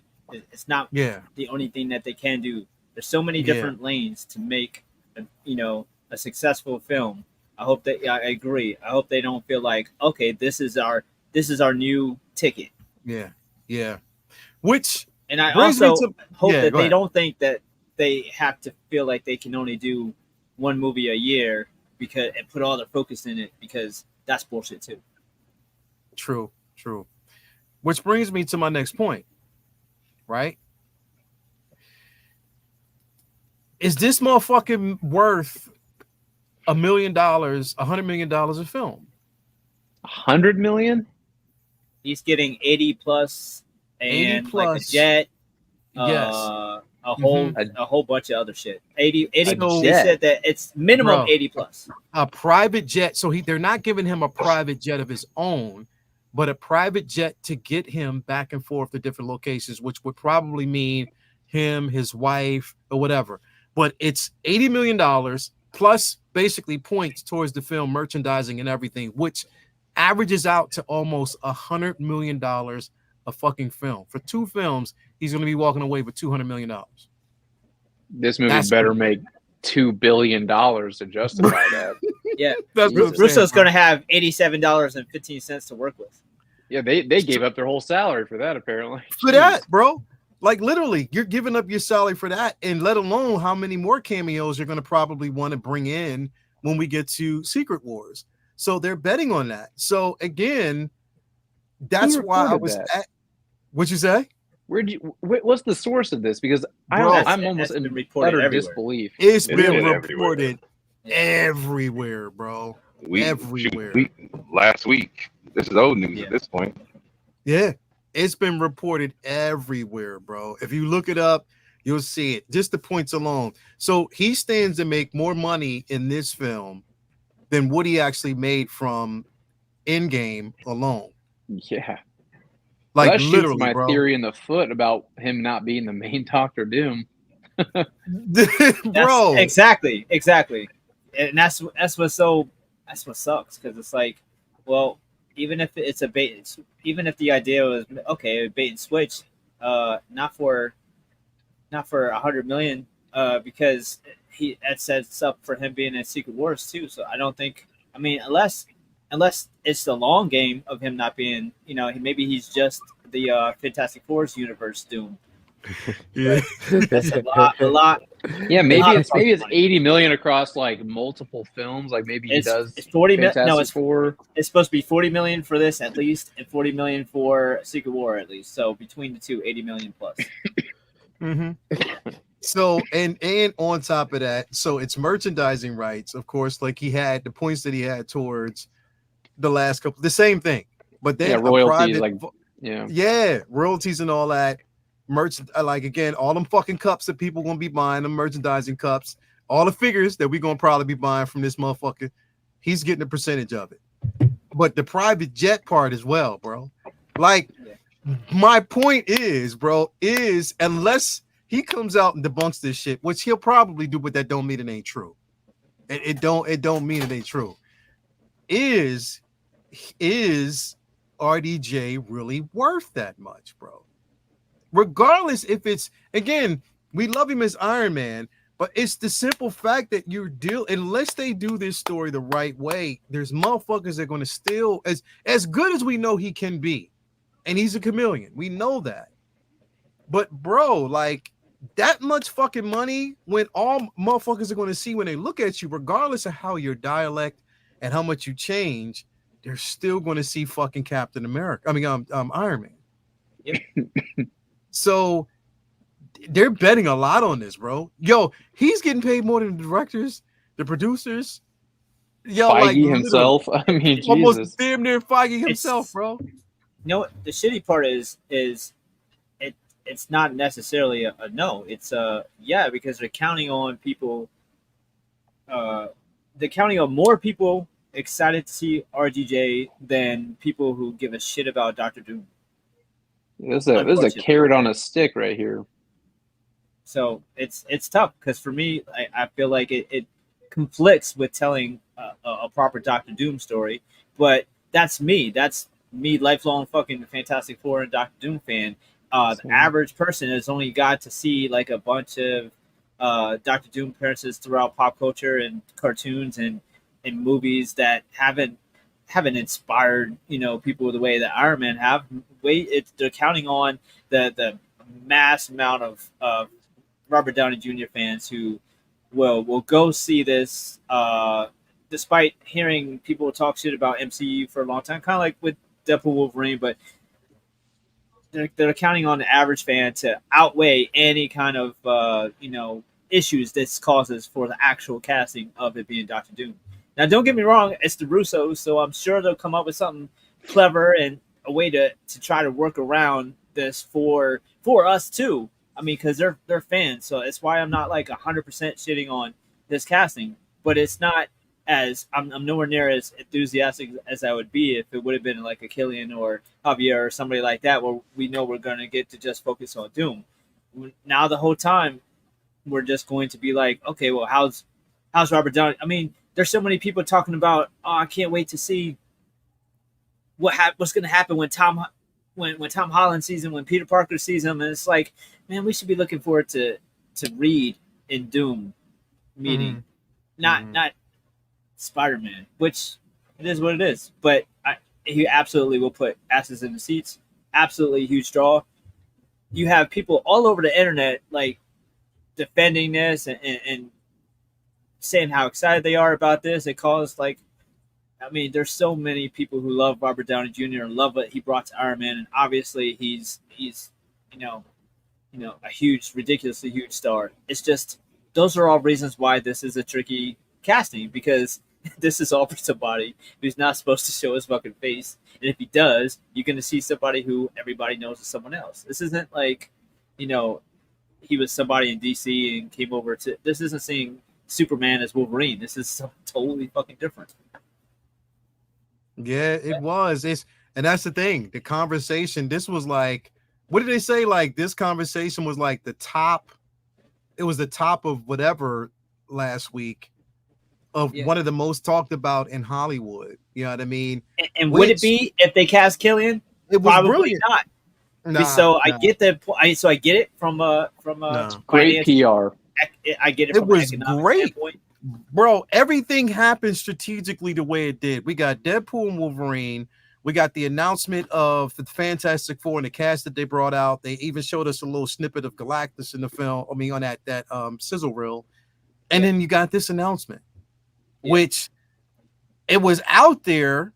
The rumor was out there, but you wouldn't have believed that shit until you saw it. Calvin, you were in that fucking room. So when they made the announcement, how electrifying was the group, bro?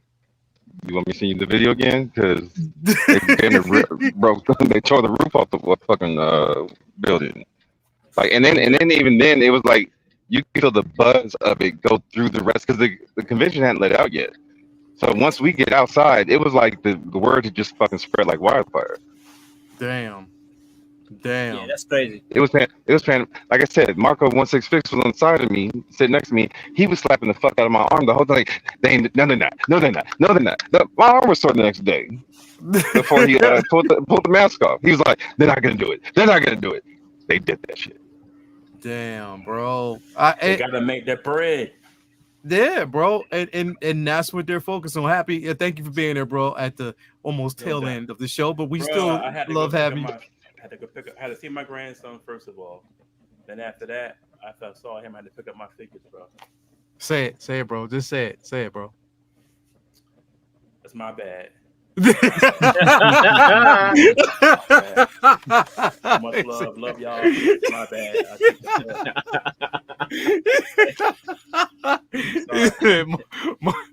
My bad. Sorry out there, everybody. My bad, but I'm here. So I just got off the roof. No doubt, bro. So we just talking about this real quick, and we, like I said, I don't want to keep it too long, but we're talking about this. So we're talking about his earnings, how much this man is going to definitely make. And here's the thing, bro. Because I heard like Charlie Unicorn was like, why we hating on the man's bag and stuff. Like, no, I'm not, because if the motherfucker can sign a contract and if Disney's willing to pay him that much money, more power to you. Man. That's what RMD says, this is not a knock on somebody getting their money. This isn't what this is. More power to you. If you gonna make that money, and if they gonna pay you for that shit, and they stupid enough to do it, we're not stupid because obviously it's a strategic plan.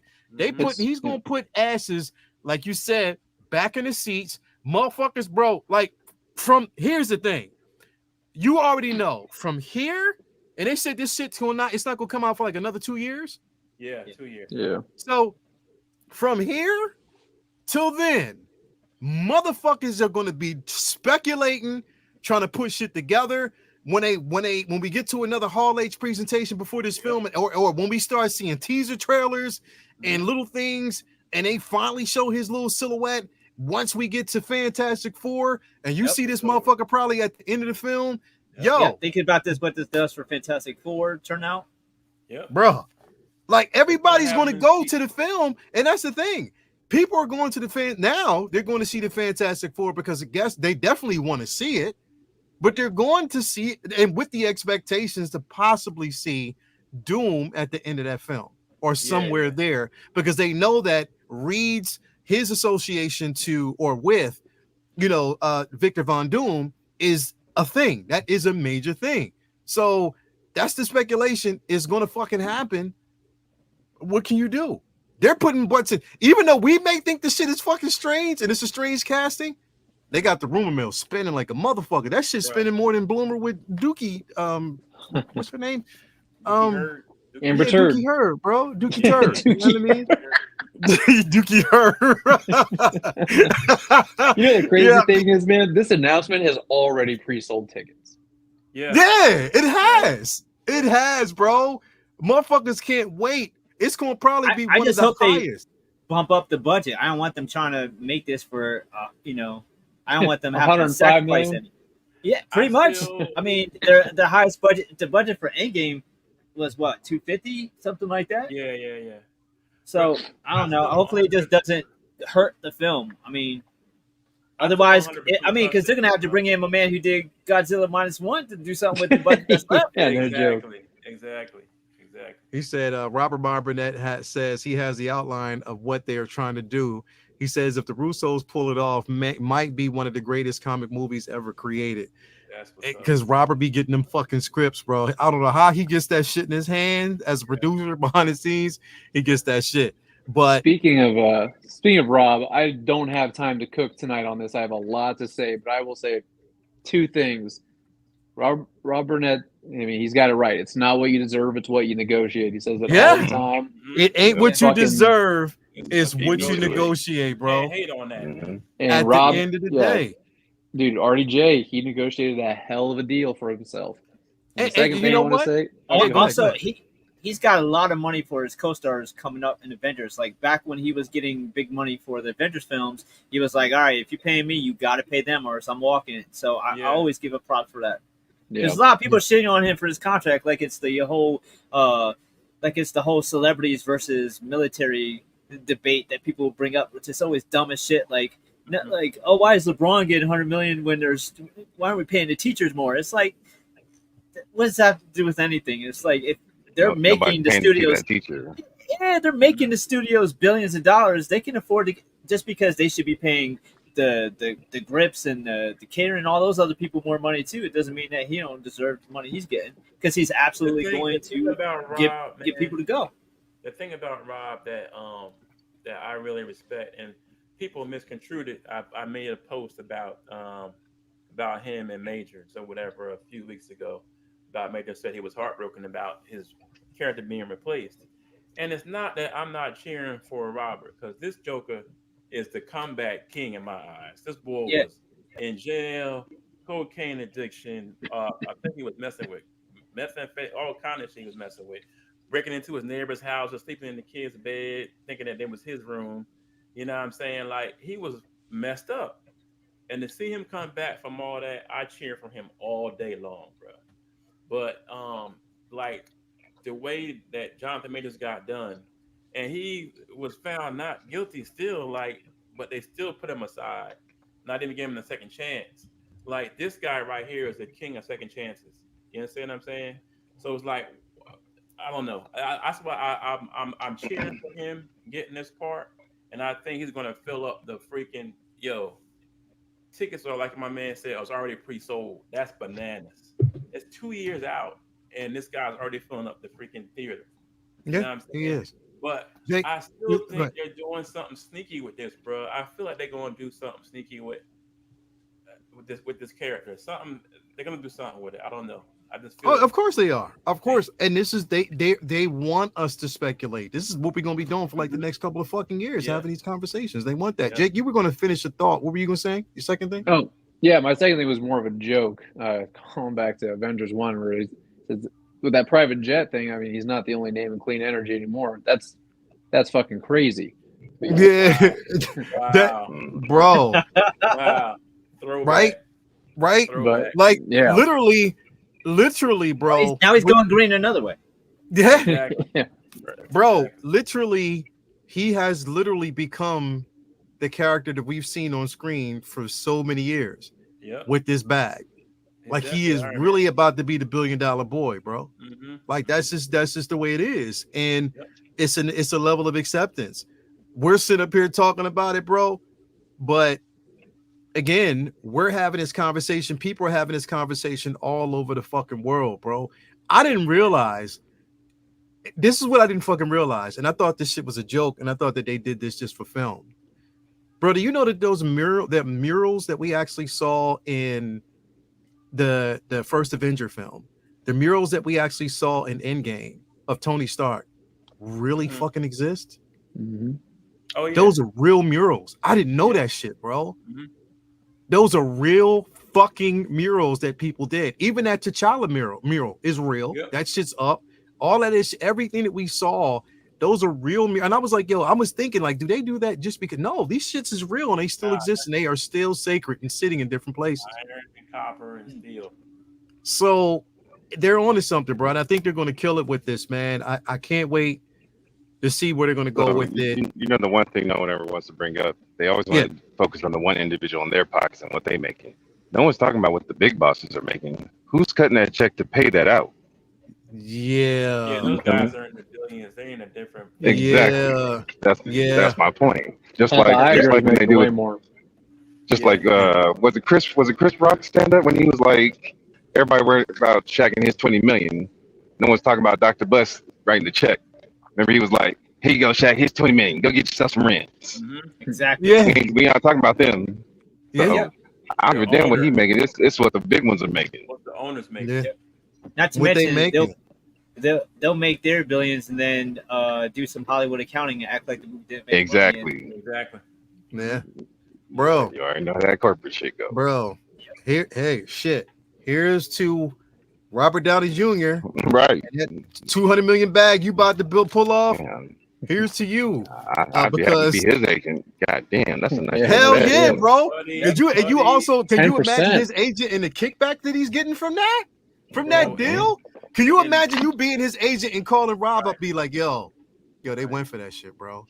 They went for and that. he got to throw John Fairbout some cash because he's the only one that really didn't give up on him in that Iron Man cast.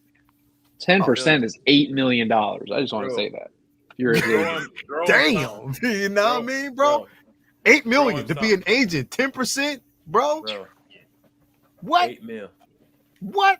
That's your cash cow client right there. Yeah, bro. That's your cash cow, your cash cow client, and on top of that, word of mouth, because you know he gonna be picking up other motherfuckers that he inked that deal, bro. Rob gonna be like, yo, you might want to talk to my man since he did that to me. He can definitely do that shit for you, bro. Agents Harry Gold. Yeah, bro. I love that show. What's crazy too, man. I still think at some point that Iron Man character will be revived somehow. Oh, they already talking about putting Tom Cruise in it. Oh yeah, yeah.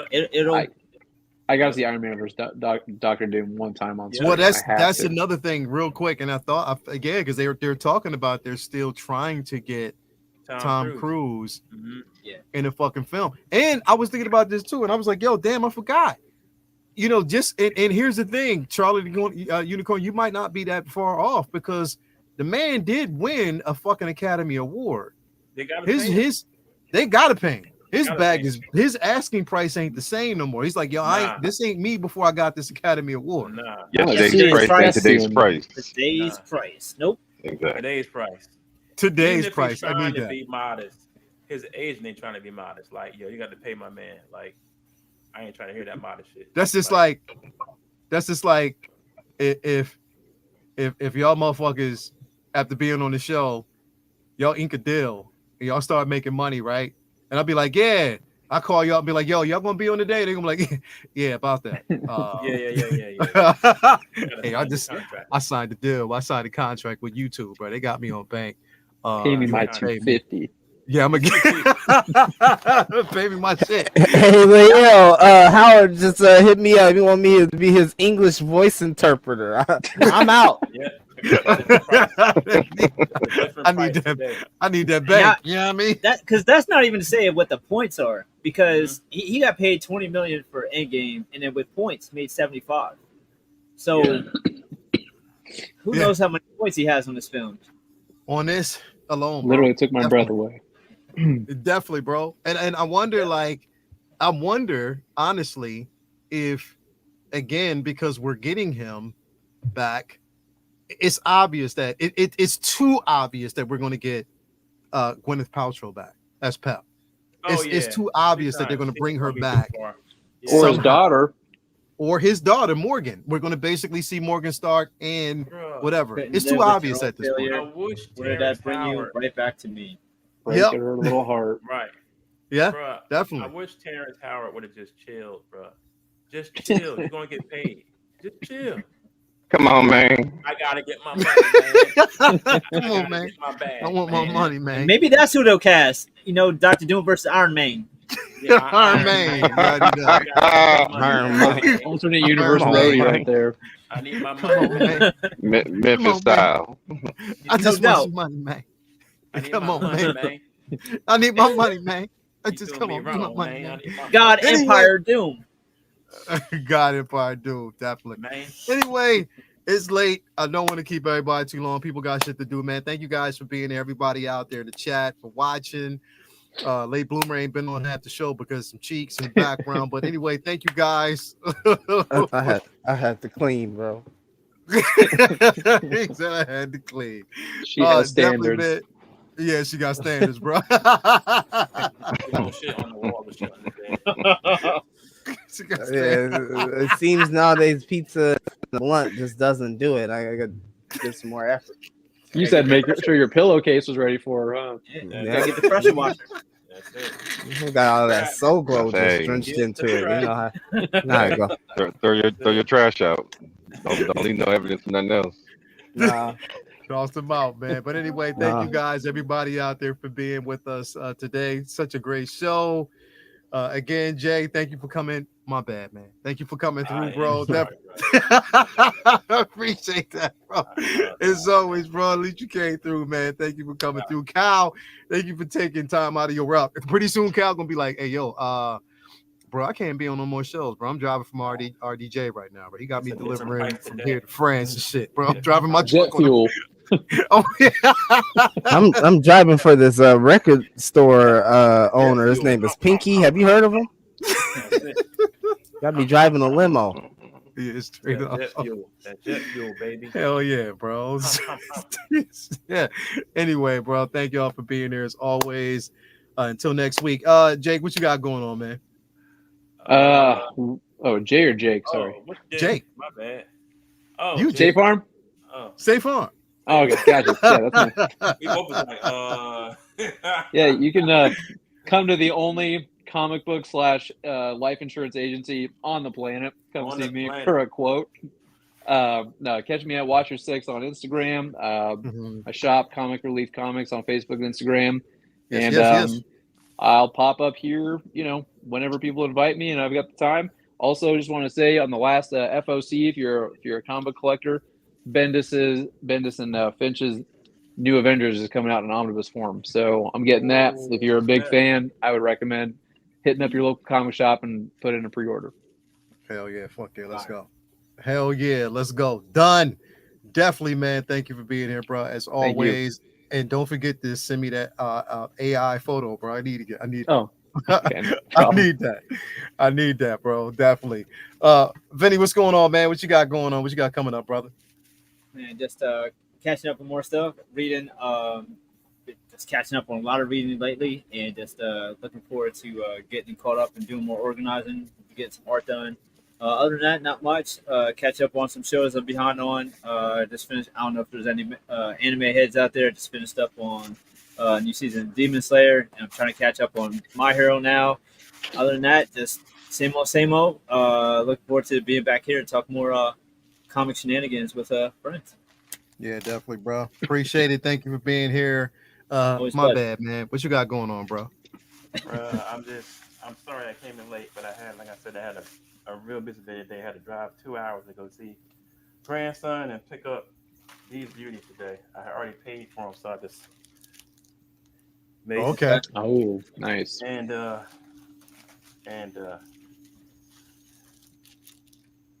Red Blue Spider-Man? Is that the blue and Oh. Hold on. Daddy. Let me see. Oh, it's beautiful. And it's the deluxe. Oh, and it is the deluxe version, bro. That's what I'm talking about. That's what. Yep, there it is. All right, man. It's all right. It's all right, bro. I had to pay for a minute. I had to go pick it up. So. It's okay. We got you. Bro, what a fucking way to end this shit. That's what I'm talking about. That was the best troll so far. Yeah. Sorry, that was better than anything I could do. Sorry, fam. And then he like, sorry, fam. My bad. My bad. I didn't My mean bad. I'm sorry, man. My bad about that. It's a beautiful piece. Look out! Here comes my bad, man. So, I'm sorry. I didn't mean mean it, fam. Yo, That was some Did- Jedi pimp shit right there. that was some Love. Jedi. He smacked the shit out of you with that, bro. Damn, after you just said about Pinky too, damn. I'm sorry, man. Sorry, My family. bad. Who's Sorry. pimping who That over was, him? that was a hate crime, Jay. Damn. That was. I didn't mean that. I didn't mean that. Yeah, you did, bro. I don't mean to do it. It slipped. My bad. Yeah. So nonchalant too. Yeah, bro. Yeah, bro. You picked it up for us. Yeah, I had to pick him up, man. My boy was calling me, come get your stuff. So I said, I'll come grab it today. Still in the Hello, car. Spectrum. Still in the car. Oh no, Yeah. Spectrum is great. Spectrum is So, fantastic. yeah. Right there. I need you to You know, go you ahead know what's and, crazy? I know how fucked up y'all are. Hmm? Bloomer's finally gonna get that figure, and y'all gonna be like, "Oh, why'd you get that one?" Oh, you got the Too long. standard? What? Oh, Right? I'm gonna be stuck in the Twilight Zone if I do some shit like that. Hey, yo. this is some Groundhog Day shit for you. But Oh, yeah. the artist in iron I'm not getting spider suit's gonna drop. Yeah, I'm not He getting gonna be like, yo, guess what, bro? I finally got this one. yeah, nah. Bro, Yeah, after let's- I ain't doing that for y'all. I'm doing that for me, motherfucker. Fuck that. That's it. That shit was a me purchase. Listen, after seeing this headstone, Negro pool signed. that's it. That's Bro. it, bro. Appreciate you being here, bro. Cal, No thank you doubt. for coming through, man. As always, bro. Appreciate it, man. What you got Thanks for going having on, me, bro? guys. On the grind, I have no clue what I'm doing tomorrow. I don't have anything scheduled at the moment, so just get ready, rest up for the night, get ready to whatever comes up. What's tomorrow? Tuesday. So say what on Wednesday, LWO on Friday, Collectors Lounge Sunday, and go from there. I appreciate that. I think this is the first time I've on this show. Of all your shows, this is the This last is one I the hadn't been very on. first So one. Yeah, this is the first first one I've time been you've on been that. on, bro. So you so appreciate you guys completed having it, me. Yeah, As always, bro. I did the carousel. I got it. Carousel, you got it, bro. And that's Yes, right. sir. Late bloomer, your birthday's tomorrow. Your birthday's in a That's matter of right. fact, your birthday's in about 12 Whoa. minutes. 12 Yeah, minutes. for you, Happy definitely. birthday, bro. Yeah, Not for yeah. Cali, it ain't. Yeah, I got a couple more hours over here, but over there, Happy yeah, birthday, definitely. brother. Happy It's birthday. all good. 12 Thank you, minutes. Thank you. I want to see all the motherfucking Amber Heard memes. Everybody Oh, send that You shit. about to get flooded. You gonna get hammered, bro. That's what I'm talking What's the about. one when she was understanding and she was like she was sipping coke? She was like, I don't know. Yeah. She was sniffing coke. I don't know what the answer was. Can you repeat Yeah, that? we got you. We got you, Bloomer, bro. Anyway, man, happy, early Happy birthday. early birthday. That Happy early birthday, bud.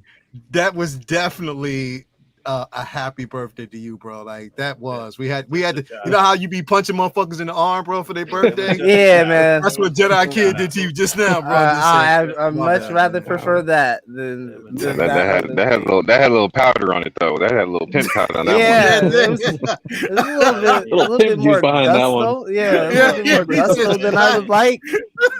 No, Oh, Amber you Heard. know, I don't necessarily prefer extra mustard on my hot dog, but yeah, I he didn't mean it. definitely put the extra mustard on there. did not mean it, man. 2-piece and a biscuit, if you will, Yeah, bro. He did smack you with the that, strawberry bro. jam. with the strawberry jam. Yeah, some extra credit. It's Yeah, great. bro. It's He great. did get you with that, bro. It's all Nah. good, though. It's all good. Sorry about It's all that. good. Hello, You- Spectrum. Oh, no, we good. It's all. Yeah. We good. Get him. Yeah, no, I 20 got minutes. 3 hot dogs. 30 said minutes this is fine. Bullshit. I got 3 He hot said dogs some now. bullshit. I Yeah, actually bro. just strike his whole grid, so all his neighbors mad at him. Yeah, get him. Thank you. Not the neighbors, Yo. bro, not the neighbors. Anyway, man, thank you Yeah, for alright. being here, brother. Happy early birthday. What you got going on besides searching out that black, blue and red suit, bro? So, Of course, man. Thank you for the birthday wishes. You've been rocking with me over on Leo's streams. We've been almost think we're somewhat almost under a year now over here on the old channel. So you guys were Yes. able to witness at least the back end death of my 20s. So I definitely just feel as though it's just another level of maturity, just reaching and just getting older and taking all of those that advice and all of that game with me as I go through another stage in my life. So very happy and Shit, blessed to come be come here. get these goddamn cheetah print frames out out Man, my just throw them closet. away. I don't give a fuck. Just throw them away, dog. They bother you so much, just throw them away. Hey, baby, I'm just waiting on the day. Like, who the fuck are these? I'm like, oh shit, now I gotta go through this shit. They his. Hey, man. You got them Bootsy Collins cheetah prints, bro? Nah, they ain't that light, bro. They dark. Don't play me. She'll see them shits and know damn well they ain't mine. No, Starships. I like different stuff. I'm a As different a matter type of fact, motherfucker. I do have evidence. Remember Cali Khan when he was at the house and he was whispering? Yeah. And you're like, Yeah. why he had them on then. He was wearing them that Yeah. day. Yeah, That's when he left them. I think sometime after that, I think I put them down. You're right. Observant. That's an observant man right there. That is funny. Hey, He also has a bidet in his bathroom. Yeah, he does. That's a great thing. Shit. Yeah, really good. But other than Amber that, Heard's got one too. Yeah, well, no, she doesn't. But she did. Things be a little different. She did. Should. Should. But no. But she doesn't. No. You already But know, yes, bro. you guys know the rotation at this point, man. Monday, Wednesday, and Friday. Of course, Wednesday we'll be back at it as the world turns with more hot toys. We'll see what we get maybe tonight or tomorrow.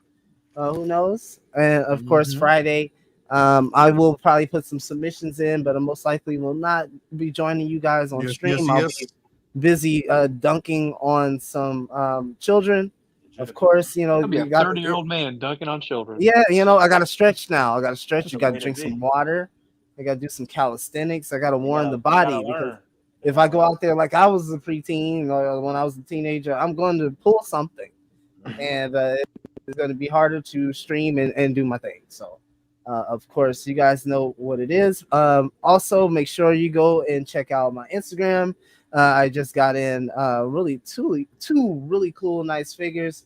Of course, with the black suit Spider-Man from Spider-Man 2, Lael.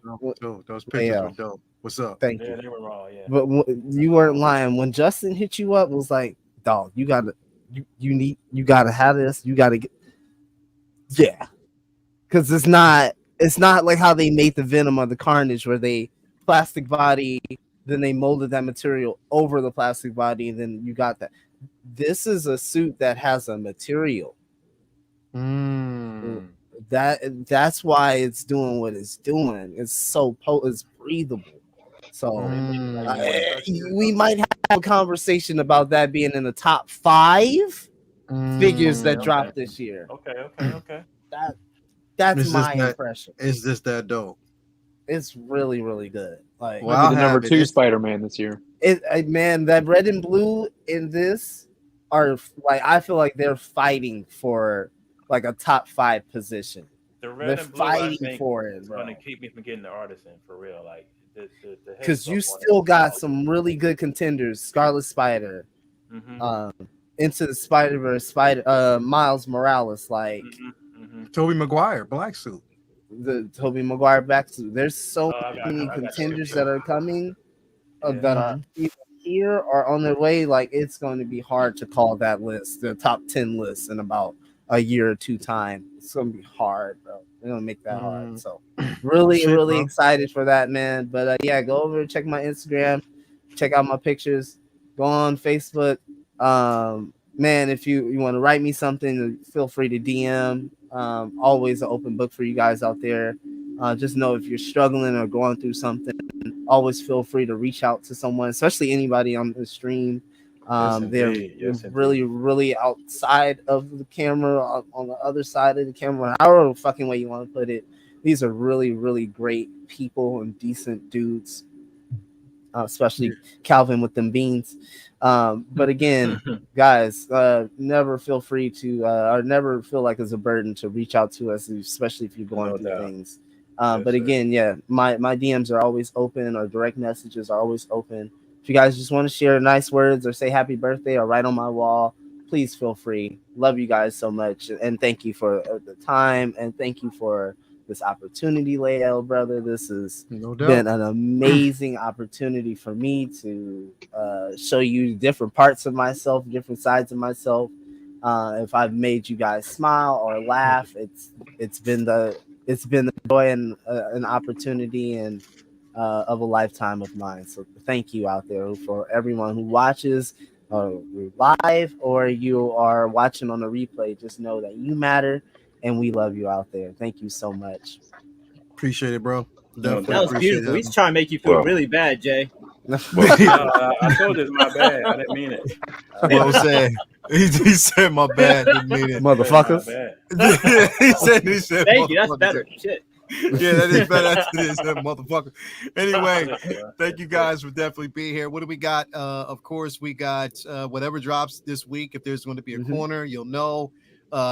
We got of course, the Wednesday, of course, you know what it is. Say What Wednesdays.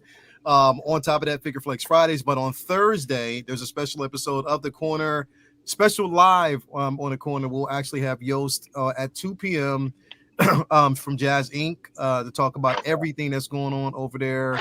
Also the updates on the Batmobile, the companion piece with the Batman in the cockpit itself, also Catwoman, and also the future of, again, he's going to also talk about that Jedi Starfighter as well. Yes. There's going to be a whole conversation that will be had on Friday. So on Thursday, Thursday at 2 p.m. I think that's what time Pacific. That's like 11. 11. Yeah, so definitely 11 o'clock. So definitely make sure that you're tuned in. If you have questions for him, he'll be live. He'll definitely feel free to answer at any given time. So that's what we got going on. And yeah, Figure Flex Friday along with Collectors Lounge. So other than that, thank you guys for being here. Great show. But until next week, we out, man. Support your local brick and mortars. As always, make sure you get some physical media, man. That's what it's all about. Do that, man. That's what it's all about. So anyway, we'll see you next week. Peace. We out. Make sure you go eat some ass.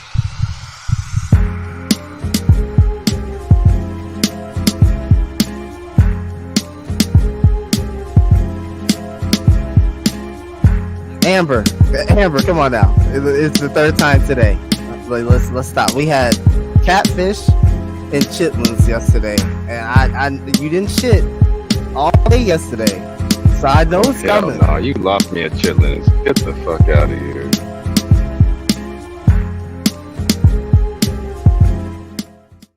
Bro, I didn't even get a chance to hit. Bro. Damn, I'm laughing my ass off.